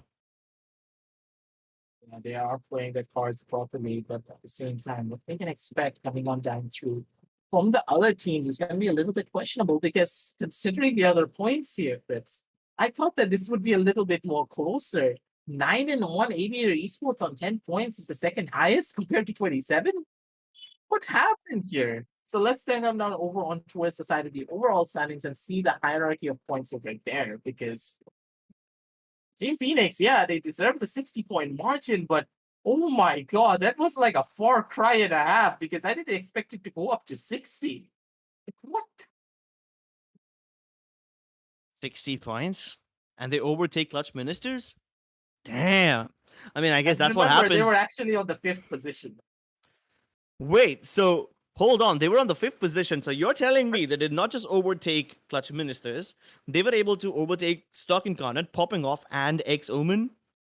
Yeah, they overtook every one of those 27 points. I remember them Holy being shit. at 33, and after they got the 33 points, they just shot up. What? I mean, you do the math, and you subtract 27 points from 60. Now, my math is weak, but they were at, 33 something points? Yes. So they went from 33 to 60. They almost doubled their points in one game. My goodness, that is unbelievable. That's just the power of Team Phoenix, man. These guys are just way too good. Oof. Well, it's almost like they've been reborn. That's how they stand true to their name. You get 33 points in 3 matches, but then 27 in a single game, and you almost double the amount of points that you have. You get to the top of the table, and the best part is, teams like Clutch Ministers, teams like Popping Off and WordEXE, they were busy fighting each other, and they keep themselves occupied at the bottom. And while all of this is happening, Team Phoenix is like, thank you so much for doing all the dirty work for us. We're going to take the credit away from you and get ourselves at the top. It's very beautifully done, to say the very least, because considering how a lot of the teams that were actually trying to overtake the side of Team Phoenix, like, it just felt like a sleeper, though. Like, did you expect them to have 15 kill points? Like, I didn't even think that that was even possible. Like, I was looking on down through the entire map, and I was like, yeah, the spread of kills is pretty even. And then suddenly Team Phoenix just come out of absolutely nowhere, getting like 15. Like, I expected them to win everything out. They had the better position, they had the better loot, and they were going in for their fights really smartly. So them getting the win is completely fine, but them getting 15 kills, That's the main differentiating factor here compared to any of the other teams. That's how they were able to take this number one position and take it in such a convincing fashion as well. And it was a complete purple. I honestly thought that there was going to be no dominant team. It's going to be very close. I thought that, yeah, maybe 50 points, maybe 52. That's going to be it pretty much. But 60? Yeah, that's a These complete. guys just, like, no. Yeah, that was a big surprise, even for me. And honestly, I'm not really surprised all the time because I think I can see everything coming, but this just was completely unexpected. I did not see this coming. I don't think anyone did. I mean, from the fifth place at the number one, that's a massive jump. You don't overtake one team, two teams, you overtake all four of them. Now, let's see if they can maintain this lead because big games like these don't happen too often. And that is for sure. But at the same time, considering it's Team Phoenix, man, Team Phoenix can perform absolute miracles out of absolutely nowhere. So we can't just count them out just yet here, Clips, because we That's could true. just be seeing another 30 bomb, maybe. You never know. If they get a 30 bomb, like, hey, my hands are up in the air. They're not playing professionally anymore. They're literally playing pubs at this point. If they're able to keep the Yeah. momentum that they gained from that last map. So the thing is, whenever you get a 27 kill point game, you're kind of going to be, your head's going to be floating up there somewhere. And you're going to be like, hey, I can do this. I can go in for this fight. And sometimes you have a tendency of making a lot more mistakes if you do not plan out your fights accordingly. So I'm really hoping that the side of Team Phoenix don't let this win get to their heads and they're still able to keep a systematic gameplay that they have been showcasing here on map number 4. Map number 5 is going to be something that I don't really know what to expect from. Is it going to be fast? Is it going to be slow? Is there going to be 15 squads right at the very end? Or is it just going to be 2 squads on the third circle, which has happened, by the way, ladies and gentlemen, when we were casting during the qualifiers 3. Everyone died out, and it was just 2 squads still waiting out to fight each other when it was just the third circle. So anything can happen here. So that's one of the things that Apex does to you. In a battle royale, Yeah. you really don't know what to expect. Sometimes it's going to be an incredible showing. Sometimes it's going to be a little bit slow. Or sometimes it's just going to be a very confusing fight entirely. You'll never- Exactly. We've seen 8 team lost circles, and we've seen 3 team lost circles, and then we've even seen one squad versus another squad. I mean, it's been all over the place, and I think we've seen just about everything this time. But there's still a game remaining, and you know, Apex can always surprise you. Yep. That's So, one of yeah. those things, And I really am expecting a little bit much more of a dynamic shift, I would say, coming on down through from the side of Team Phoenix. Now that they have those 60 points on the board, they don't really need to worry about playing it overly aggressive. So they can just play it slow, reel themselves back and play for the placement points instead and just have a really relaxing game. But for the other teams here, I think that they need to start stepping up massively, especially from the side of 1HP and Team Popping Off. Because when you consider these two teams, we honestly thought they would be the ones to try and fight for the number one position consistently. But look at 1HP, only 18 points on the board. That's not supposed to happen. Like, it feels like they woke up on the wrong side of the bed and they're just not able to perform. And also Popping Off, they're dying out so early. They're trying to go in for the fights. They have the best pushable advantage. They had the high ground there against Hearthstone D4 and also Word.exe, and they still lost their trips. That should not be happening when you have that advantage.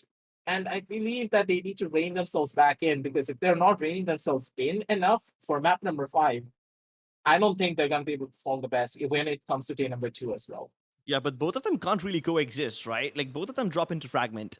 Now, either 1 HP survives or Popping Off survives. If 1 HP has a good game, Popping Off dies very early. If Popping Off has a good game, 1 HP dies very early. They can't mutually coexist. They can't dominate at the same time.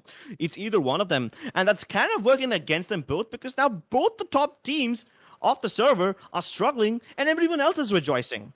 So let's see if this trend continues in the last game or not, because we're going to be jumping into map number 5, ladies and gentlemen. That's the final match for this day, right after the short word from our sponsors.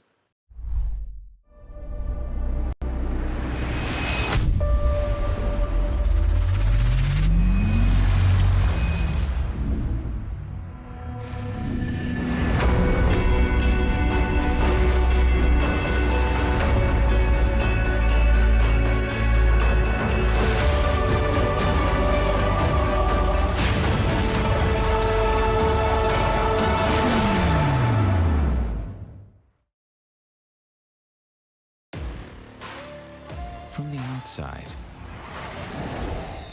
who would know what lies beneath? Unleash it with a machine as savage as you are. Lenovo Legion. Stylish outside, savage inside.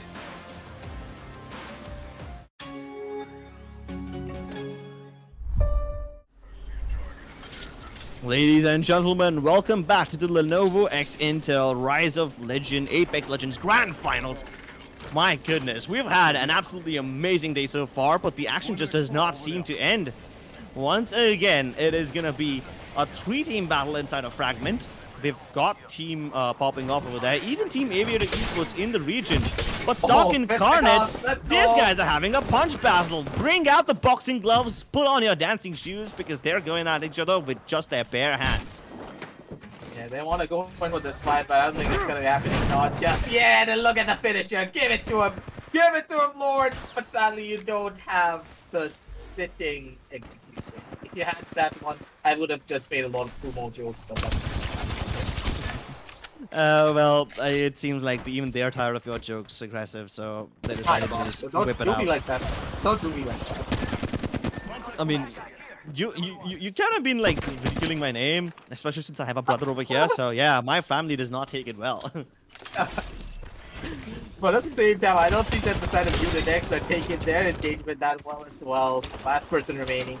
Poor old chap. He's trying to go in for a survival play. He's just not going to be able to live for long. So gets taken out almost instantly. And Stark Incarnate, they're going to be able to send the side of Unit X packing back home. Once again, they're just not having a good day here, seemingly. Both Unit X and 1 HP, the #1 seeds from the side of Qualifiers 1. It feels like they woke up on the wrong side of the bed today. Once again, they've just been having that little unfortunate luck every time now, haven't they? This time it's a little different from 1 HP because they're fighting Aviator Esports first and not popping off. At least not just yet.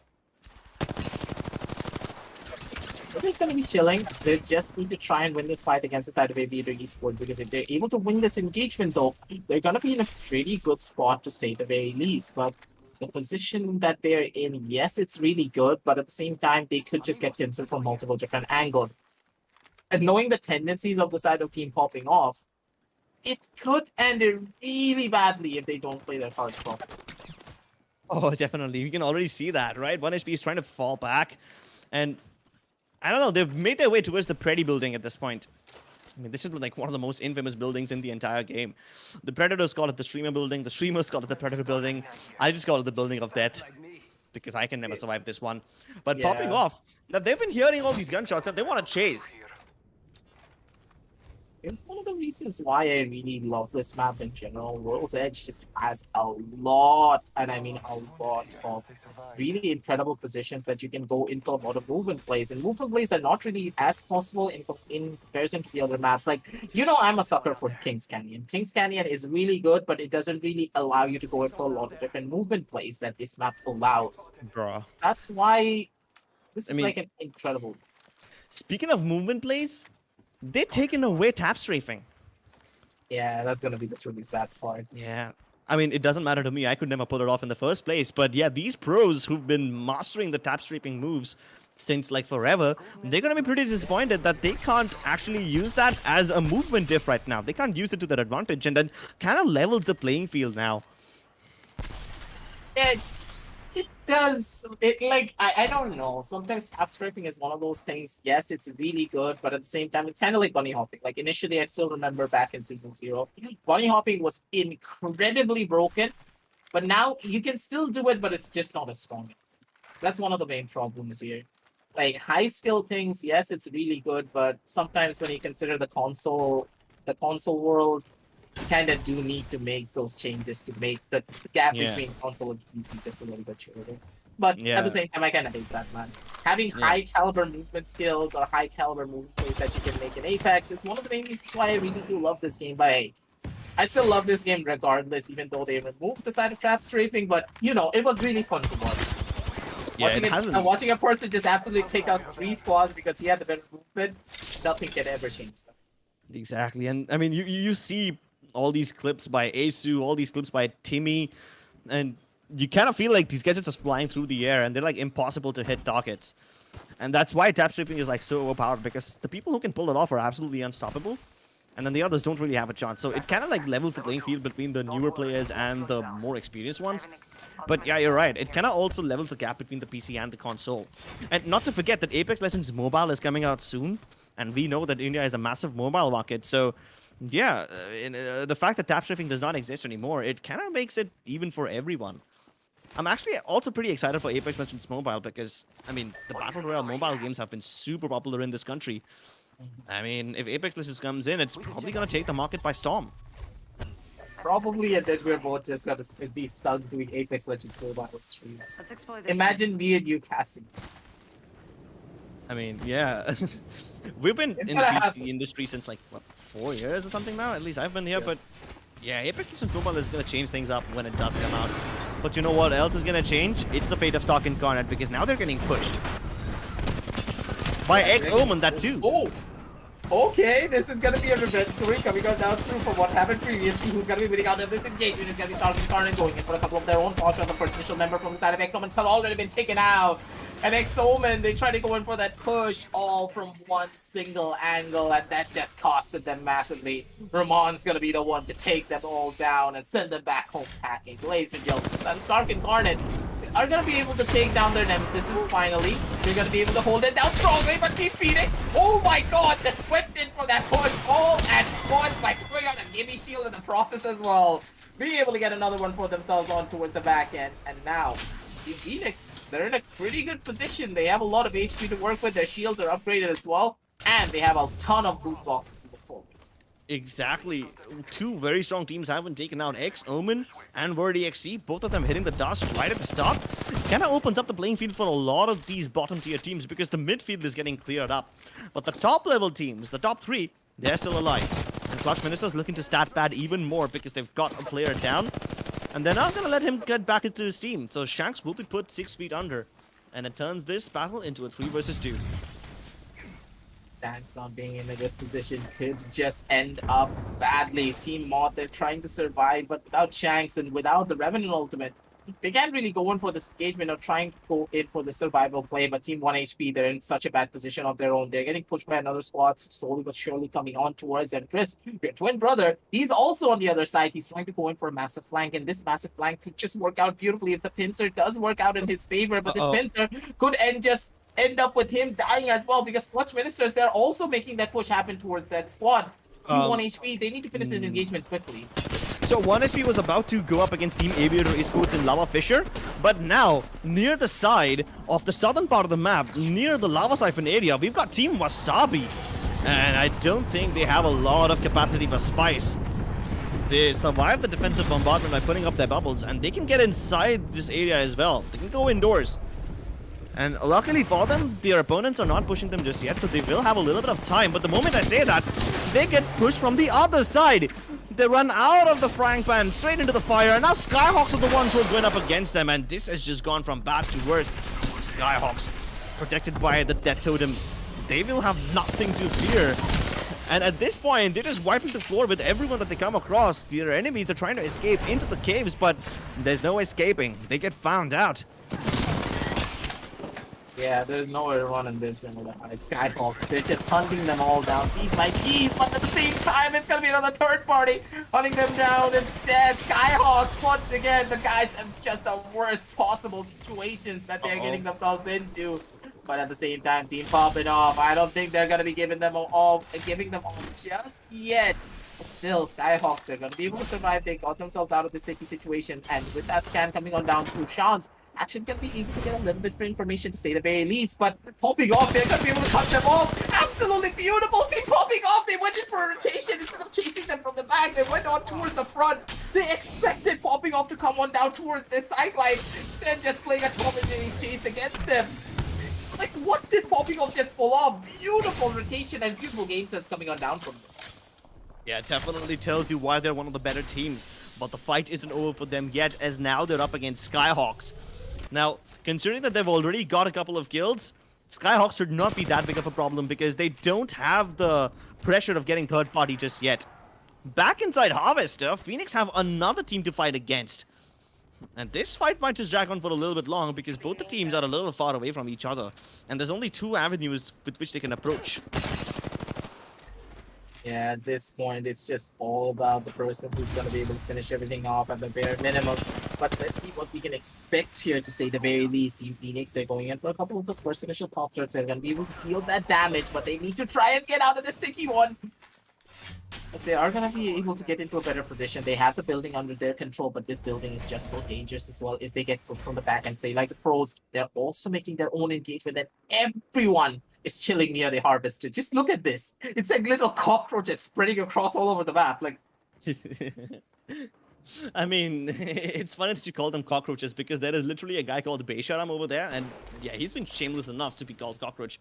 Play like pros, they're also approaching the harvester area. So now there's two teams. There's already Team Phoenix. They were already battling someone else. Play like pros approaching the snake areas are kinda just knocking on the door of trouble. Let's see if Phoenix opens this door with open arms, or do they keep it shut? I think they're gonna keep it shut from now, because I think that Team Phoenix, they know they just need to play it a little bit more slower. And their playstyle is kind of reflecting that as well. But Play like pros, I don't think they're gonna be giving anything away just yet.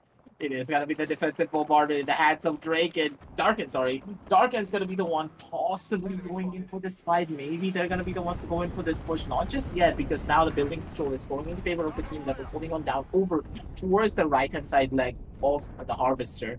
But now it's about the choice that they really do need to make. 12 squads. Do you want to take this risk here, Play like pros, or do you just want to play it a lot more slow? Oh, they want to take the risk. Beast of the Hunt has been active. Yeah, Beast of the Hunt activated. One of them going in from the right, one of them going in from the left, and they have found their targets right now. Play like pros. Finishing off Ayu. That's Aviator Esports getting a little bit of trouble. And with this, they have just gotten one kill, but they are in control of the southern snake area of Harvester, which means they don't need to worry about getting third party just yet, because they're not overextending, and that's one of the best parts, because there are two more teams inside Harvester, and if they overextend, they might just fall victim to one of those teams. Popping off also on the eastern side of Harvester. They're not inside the ring yet, they need to get deeper inside. But right now, they're just busy gatekeeping someone else. Ooh, the shots are gonna be clean though from that Northern Breeze. And honestly, like I honestly love watching Northern Breeze play the charge rifle, play those longbows, play that G7 Scout, and of course the Kraber. This guy is incredible with those long range weaponry. Like I really want to play like him. But you should see him with the ER8 up close when he's on his Wraith. That's even better. Target over there.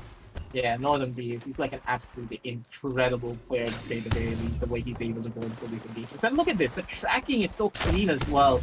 Like, there's very few people here in this entire tournament that can track like this guy when he has a charge rifle in his hand. Hey, we got bad guys over there. Popping off now. They've got a buffet of teams that they can choose and hunt from. There's one team that they're already trying to gatekeep. They are already aware of one of the teams present inside Harvester. So now they know who they can gatekeep and who can gatekeep them. They are in complete control of these situations. The only place where this defensive bombardment cannot reach is under those rail tracks. And we have seen one of the games of, I think, Qualifier 3 end in this region.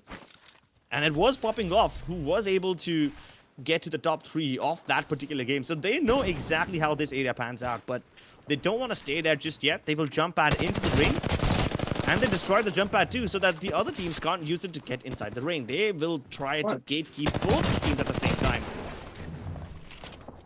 Oh no, one of the players are actually coming. He actually jumped himself down upwards. Going to be Lando is going to be the real question here. They're just chilling out. They're trying to expect what they can see here.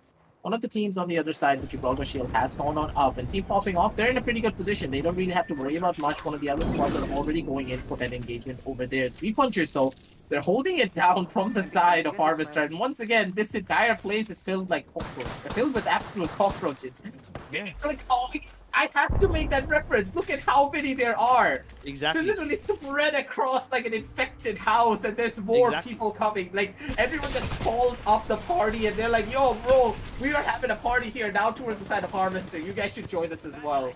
And it's going to be Washed Apron spots coming in for it. Yeah, Play Like Pros and we have 3 punchers already inside of Harvester. We also have Team Popping Off who just managed to reach there a second ago. Now Skyhawks and Washed Apex spots, they're going up against each other. They're trying to raise each other inside the zone, but the defensive bombardment will end everyone, and the ring also not making things easier. Popping off now see that these teams are dying over here, which means they have the chance of finishing off this solo player in the form of Sneeze. And he's just alive. He's Goodbye, trapped Sneeze. over here. If he goes out in the ring, he's going to take a ton of HP damage. But now there's going to be a thermite grenade thrown at him, and that will force him out. He's probably going to die in over there. It's either dying to the ring or dying to the grenades. And he chooses to do neither. He's trying to go on for the longer rotation, but he's just taking too much damage. I think he might just bleed out. Manages to pop a medkit just in the nick of time, but getting outside the ring is going to be difficult. Popping off is gatekeeping him. And that's it. That's the end of him. Well, at least popping off, their gatekeeping attempts paid off, and they don't get third party, so they will be pretty happy with whatever happened. Now they need to focus on 3 punches and play like pros, because these two teams have been camping inside of Harvester for the longest time, and even Hardstuck have made their way over here now. Ooh, that tracking with the L-Star coming on down through from the side of White, that Yeah. beautifully done from this guy. He's able to take down after the bare minimum of 1 player. And with Yeah. that, it's just the gatekeepers all over the place. Hardstuck D4, they're gatekeeping one side. On the other end, it's going to be the side of Team Popping Off. And when they have their engagement here, Crips, I think that this is going to be one for the Citrus, because look at how enclosed this entire building is. This enclosure is going to be really difficult to break into. Ooh, who's the raid? What? Oh no! Oh, he got kidnapped! He got kidnapped over there for a second, and he almost walked into the trap that 3 punchers had laid out for him, but popping off, they will manage to survive this one. At least they will be able to keep Northern Breeze down, but at least they'll be able to bring it back up. And now they realize that they cannot afford to go inside that room because there's too many bullets over there. There's too many caustic gas canisters, and now they realize that area is a fortress. Popping off want to steer clear of that region, but for now they're just stuck on the bottom floor of Harvester, and getting out of this area alive is very difficult because you can get naded to oblivion. Oh no! Be blown apart, and there's no saving them. Baysharam over here, he's just popping back and forth in between his teleporter, and he's just trying to lob a grenade every time he takes that teleporter, making sure that at least popping off will be destroyed. But they need to keep themselves safe right now because their room has just been negated. At least a majority of it has been negated by the ring, and they need to keep themselves safe against Team Phoenix. Yeah, honestly, Team Phoenix, they're in the best possible position out of any of the other squads. At Team Popping Off, if they can actually get out of the situation alive, I will be amazed.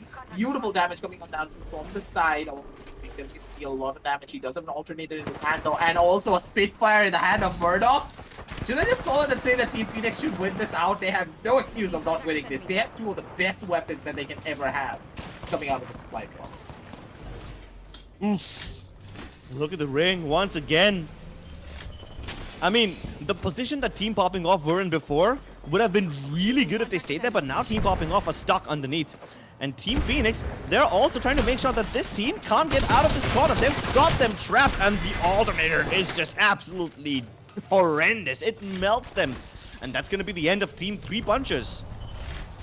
Yeah, 3 punchers, they need to take a back seat, and finally the Mexican standoff that they were having previously comes to a close with the side of Team taking on back onto their side. But when you consider the kill points, Team Phoenix, they don't really have a lot, but they don't even need it. They just need to play for the placements, just finish up a couple of the kills right at the very end. And I'm amazed, Team Popping Off is still alive. They're still just chilling down there somewhere in the very bottom. They need to get inside one of those snake rooms. And I don't know if they'll be able to. I mean, getting out of this position when you're stuck in between a rock and a hard place at the bottom of the battle over there, at the bottom of Harvester, you will be dead by the time you make your way outside. But somehow at 1 HP, that Bloodhound survives. And he's inside the ring right now. He's protected by his Gibby Shield. But this Gibby Shield won't be online forever. They need to make a move, and Phoenix, having the high ground advantage over here, can easily rain down upon them like a bunch of vultures. Raining down from the sky, and Team Phoenix are causing so much damage to their opponents, but no knocks just yet. They want to follow up and get control of the snake room right at the start, but oh my god, how on earth is he still alive? How on earth is anybody alive from any of these teams right now? They're surviving on 1 HP each, but Team Phoenix, they die? Team Popping Off versus 1 HP happening right now, and I don't know how on earth did Popping Off manage to survive that, but not Oh, for they're longer. not gone. Bye-bye. As 1 1 HP, HP, they got it. yeah. They got inside first, and they were able to finish them off. But the battle isn't over just yet. Without their Gibby Shields, this will be a very difficult fight because they're at the bottom, and one of the teams is on the high ground on those cliffs. I want to see which team that is, because they have probably the best position in the entire game right now. It's Suraj and gang. I think that is going to be the side of Stark Incarnate if I'm remembering correctly, but my brain is just not working. The engagements are just so clean. The engagements are just so fast that consider something. The Beast of the Hunt is still available though on the hands of Frenzy, so you can easily get a little bit of information for his own team. And yes, just as I was saying, it is actually the side of Stark Incarnate being in that position there. But on towards the left and on towards the right, positions are just not going to be as clean as we were expecting here. Stark Incarnate in a very beautiful spot are going to be able to take down a couple of other players for themselves if they do play their cards properly. They cannot give up this hill position though, because as soon as they get this position up, they're going to get shot from like five different angles. Hardstuck, they have the balls to actually push Stark Incarnate, and I'm actually liking this because Stark Incarnate had the best position over here. If Hardstuck can delete them right now, they will take the best position for themselves, and then nobody will be able to contest him. But this battle has been going on for so long, and if it goes on for any longer, their chances of getting third party become higher and higher. Hardstuck have made a very brave decision, but let's see if they can see it through. As for now, Stark Incarnate are in a little bit of trouble. They don't even have the ability to shield swap, but the defensive bombardment will take down their Gibraltar, which is an absolutely incredible player in a sticky situation like this. Play Like Pros haven't decided to engage just yet. They're still at the bottom of this area, but they recognize that there is a battle happening up top, and they want to use it to their advantage. How is no one dying yet? That's the incredible part. And yeah, just as I was saying, it's so much side off. If it's gonna be the side of Stark Incarnate, the first neutral player. With that, it's just about cleanup duty right now. Heartsuck D4, they should be able to take down the final player for the side of Stark Incarnate. Nothing really much to worry about it. With that, Stark Incarnate finally gets it taken down, and it's gonna be the side of Heartsuck D4 having the best position on this entire circle here, but they need to be very careful because 1 HP is right on their right side, and the fact is they're taking so many of their engagements here up against the side of Play Like Pros that it could just end up horribly for them if they're not careful. But at the same time, Play Like Pros, they just got stuck against the wall with 1 HP holding on down from the other end. And I don't think there is no possible way that Stark Incarnate should lose this. Look at their position here. If the circle does play mind games against them, they need to get 1 more kill. But if the positions are played properly from the side of Team 1 HP, they're the ones to go in for this engagement. And they're the ones who should win everything out. It's all about the rotation here. Are they going to be able to stay and live through the storm? They're just not going to be able to because the positions are already being revealed. The shots are going to be taken. Ladies and gentlemen, it's going to be side of 1 HP. Taking a back seat. There's no way that they can survive here. And now it's a 1 versus 1 squad situation. The circle's right on the main center. There's no one that they can go. They didn't even jump one down. The shots are being taken. Ladies and gentlemen, it's just an absolute utter chaos all across the map. Who's gonna survive this? Hearts of D4, they're going in for the top. Mr. Cross coming out as well. Punches to the left, punches to the right. With Hearts of D4 winning it out right at the very end. Best possible position that they could have had, the best possible circle they could have hoped for, and Hearts of D4 right at the final map. They bring it all back, they take it all away, and they become your Apex champions for map number 5. Difficult decisions, difficult battles, but Hardstuck, they make it work. They take the initiative to go ahead and battle Team Stark Incarnate right at the beginning of that massive clusterfuck. If these guys were stuck down there, then they would have been sandwiched between 3 teams, but because they were able to get up there and destroy Stark Incarnate, they had the best position in the circle. And it takes balls of steel to go against a team like Stark Incarnate, especially when they have the zone advantage over you, especially when you don't have your ultimates online. They went in for it nonetheless. 1 defensive bombardment tossed, and they still go in. They got stunned by their own defensive bombardments, but it doesn't matter because they wanted to get that position. And once they have that position, everything works out in their favor. Really good decisions, and difficult ones too, taken by Heartsuck over there. But it's those bravery moves that paid off, and that's how they were able to win. Yeah, like, but at the same time, I think that the Apex gods were literally just hugging them at that point. They had the better position because whenever you're jumping down from the high ground, it's really difficult to hit those shots. And the fact is, they're the ones to jump down, and it was just cleanup duty. Hearts are right at the very end while being inside of the circle as well, under so much pressure. And when you are under that much of a chaotic situation, you sometimes are gonna falter. You sometimes are gonna break mentally. And this time on Heartstuck D4, they just didn't break, and they're not Heartstuck anymore. They were Heartstuck against the wall, but it was actually because of Team 1 HP that they were able to survive. Let's say in a situation where 1 HP were still alive, they could have easily taken down both the side of Stark Incarnate and also the side of Heartstuck D4 because they had the better position, because they had the lower ground in their favor. If Stark Incarnate jumped a little bit too early and they tried to take the fight against the side of Heartstuck D4, things could have ended horribly for them because 1 HP were just chilling there in the back. So I kind of disagree over there. I think the high ground would have been much better. Yeah, sure. 1 HP had a little bit of cover for themselves, but doesn't the high ground like always pay off? Yeah, but it's kind of like I think that the circle was actually a little bit closer towards the side of Team 1 HP. Imagine a situation where the circle was closer to Stark Incarnate. Then Team 1 HP, they would have just won it outright. So Yeah, it's I like mean, a what if scenario there. yeah, there's a massive what if simulator, and unfortunately, we're not Doctor Strange. So at the end of the day, it's the team that takes the initiative that takes the cake as well. So yeah, let's head on down over into the match highlights. Try and break everything down from match number 5 because honestly, we need to watch this again. I think I don't. I think I haven't really ever seen during the entire qualifiers 1, 2, and 3, and also through the entire matches where the circle got this close. Every team was inside of the circle trying to go in for this fight. And it was an absolutely incredible game right up till the very end here, Chris. All of the teams fought out beautifully. They were able to survive. They were able to go in for those fights, and they pulled off miracles constantly over and over again. Fights that they shouldn't have won out. Hearthstone D4 coming out of absolutely nowhere. Team Phoenix being able to pull off the impossible. Play like pros being able to take down multiple other squads when they were at the disadvantage. I think that all of these teams, they deserve a round of applause, and they all need to take a bow. Starting from the top all the way down to the very bottom, because they all played to their heart's content. Exactly. This match has been a very difficult one, and it kind of stretched all their teams to its limits. The fact that they were able to survive some of these difficult situations does warrant for a round of applause, no matter how many points they were able to get, no matter whether they were able to win or not. If you're able to survive in a difficult situation like this, you automatically have won our hearts. It doesn't matter if you win the game or not. But yeah, I mean, this Battle of the Tunnels, I mean, you usually call it the snake spot, but hey, at one point, it just became a race. Like, which one of these teams will be able to get to the circle first? It was Team Popping Off was gatekeeping almost the entirety of the server, but then they decided to jump in first.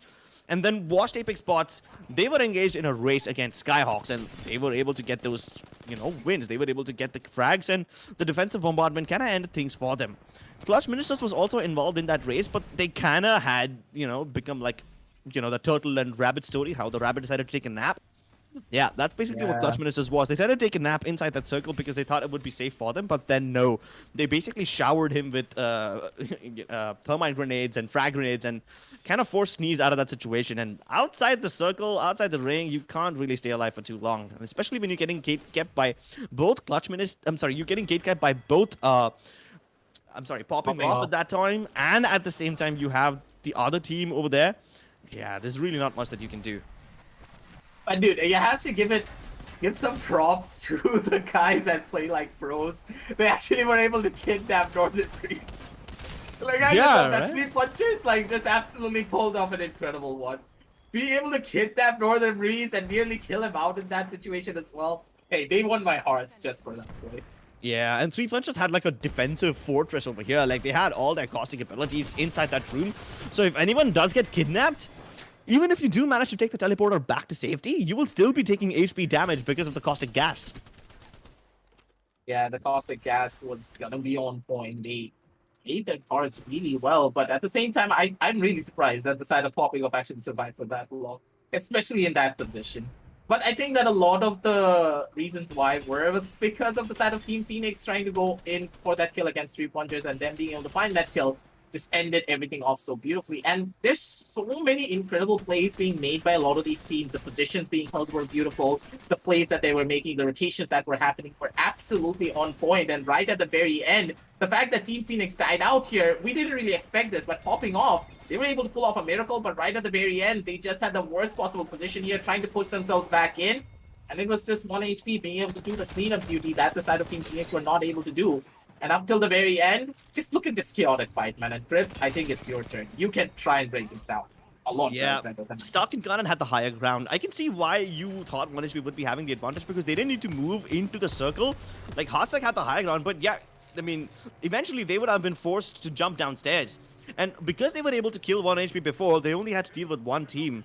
And they took their sweet time to heal up before they jumped down, and then it was just a massive chaotic battle. It's a 3 versus 3 fight to the death. It's a brawl in the end, and at one point you run out of bullets and you start punching other people out, and Hasek is the one that comes out on top. But they were able to survive that massive mess downstairs because they were up on the high ground and they did not have to participate in the three-way battle.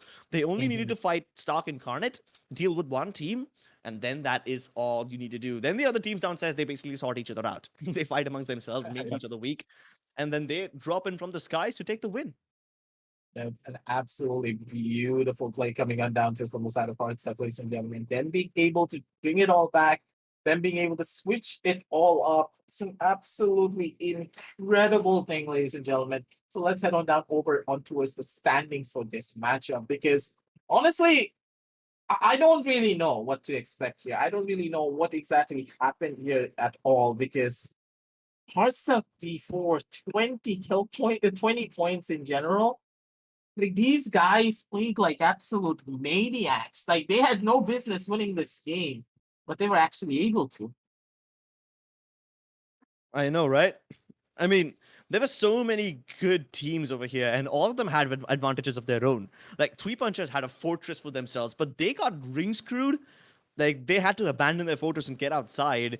And at that point, Team Phoenix was the one who was pushing them. I mean, Three Punchers did manage to kidnap a couple of players of Popping Off over there, but Popping Off was still able to survive that onslaught and get a lot of kills. I think that was possible because they got all those kills before the final ring began. They were able to gatekeep some of these other teams like Skyhawks and Clutch Ministers. They were able to deal with both of them, so that's how they have that massive kill point number. But Stark and Connor tried to do something similar, and they tried to take the zone advantage for themselves, but then Harstak was the one who decided to initiate against them. And this basically shakes up the whole overall standing. So let's see who's still on top. I mean, Phoenix got 9 points this game, but will they still be able to stay on top? Oh, yes. In fact, they extend their lead by 20 points. That is massive. And they got that 69. Nice. Nice. So they're in the best possible spot that they can be in. They have the magic number in their favor, so it's really crucial to say the very least. But at the same time, Clutch Ministers and the side of Popping Off, they're neck and neck, 49 points each. And it's just because Clutch Ministers have that one win that they're actually the ones to take that number 2 position. Team Popping Off, they can still easily get there because remember, ladies and gentlemen, this is just day number 1, and there's still day number 2 and 3 to consider whenever these teams are going to be going up and down. But at the same time, Exomen watched Apex watch Arsec D4 and Word.exe. They've actually made their climb beautifully as well. And the point distribution on the boards are actually quite even. And I would say that no team actually has a massive advantage over the other. Because consider something, getting 20 points in a game, it's not that difficult if you're able to win everything out here. So a 20-point difference between the side of Clutch Ministers and also Team Phoenix, it's not that massive. It can easily be remedied moving on down the line if the side of Clutch Ministers are able to clutch everything out and bring it on back on their side. But the biggest surprise here, actually, Crips, is that Team Phoenix, they're the only top seed team to actually take that number 1 position. And look at where the side of Popping Off and 1 HP are from Qualifiers 1 and Qualifiers 3. Jeez. They're not really in the best of their situations, I would say. Not even a single win for them. This is actually a literal surprise in my eyes. There are 3 tiers of teams over here. That's tier 1 at this point, Phoenix, who have 69 points, and they have a 20-point lead over the Nemesis, Clutch Ministers, and Popping Off. And Clutch Ministers Popping Off, they found the 2nd tier right now because they're tied up. You can kind of include Stark Incarnate in that tier as well. But then after that, there's a massive gap of 10 points between Stark Incarnate and X-Omen. And at that point, the 3rd tier begins because all these teams are like 35, 35, 33, 30. They're very close to each other, but that's like massive gaps, right? There's 3 massive tier gaps. And you got to be in one of those tiers. You got to have a massive jump in order to go from the 5th to the 4th spot. To go from 4th to 2nd, it's not that big of a deal because there's only a 4-point difference. But then from going to 2nd to 1st, there's again another massive gap. So all these teams, they're trying to build buffers between themselves. And I don't know if these buffers will keep them safe on day 2 or will it enable them to take a lead even further? Because let's be honest, this day has been absolutely unpredictable, and there's still 2 more days to go, man. And this is the grand finals of Rise of Legion. You can never expect what's going to happen. You can never predict, and that's the best part about this game. Yeah, that's the thing. That's one of the main reasons why a lot of people love Battle Royales, the unpredictable nature of what can exactly happen. And sometimes this unpredictable nature is why these tournaments are just so incredible to watch. It's just so incredible to cast those in, y'all know. And hey, right up till the very end, it was just a lot of action consistently happening all over the place. It was just not 8 squads this time around. It was not utter chaos, but it was chaos indeed between 3 squads, one having the better position, one having the worst position. But right at the very end, the side of Arsenal D4 having the worst position possible, they were able to make things work out with the Apex odds on their side, of course, because the circle kind of pushed Target Carded straight into their faces and they had the best possible advantage. Beautifully done right up till the very end. So they deserve that win. They're going to be able to go in for it. But at the same time, Team Phoenix, they're still going to be leading the board with 69 points on the card.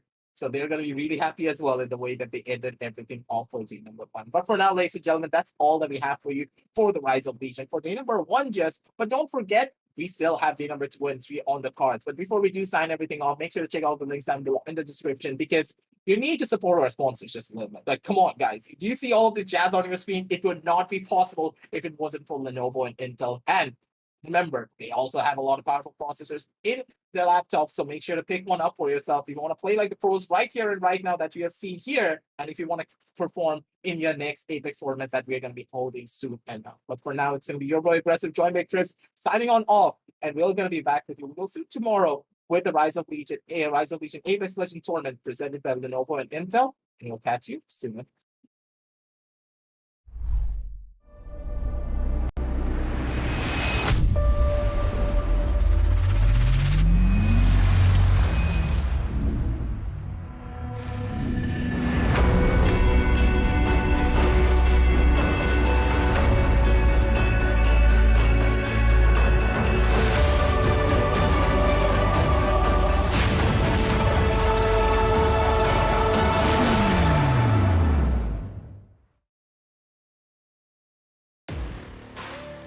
From the outside,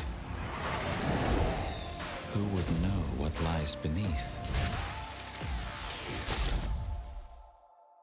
Unleash it with a machine as savage as you are. This is how legends are made. Lenovo Legion. Stylish outside, savage inside.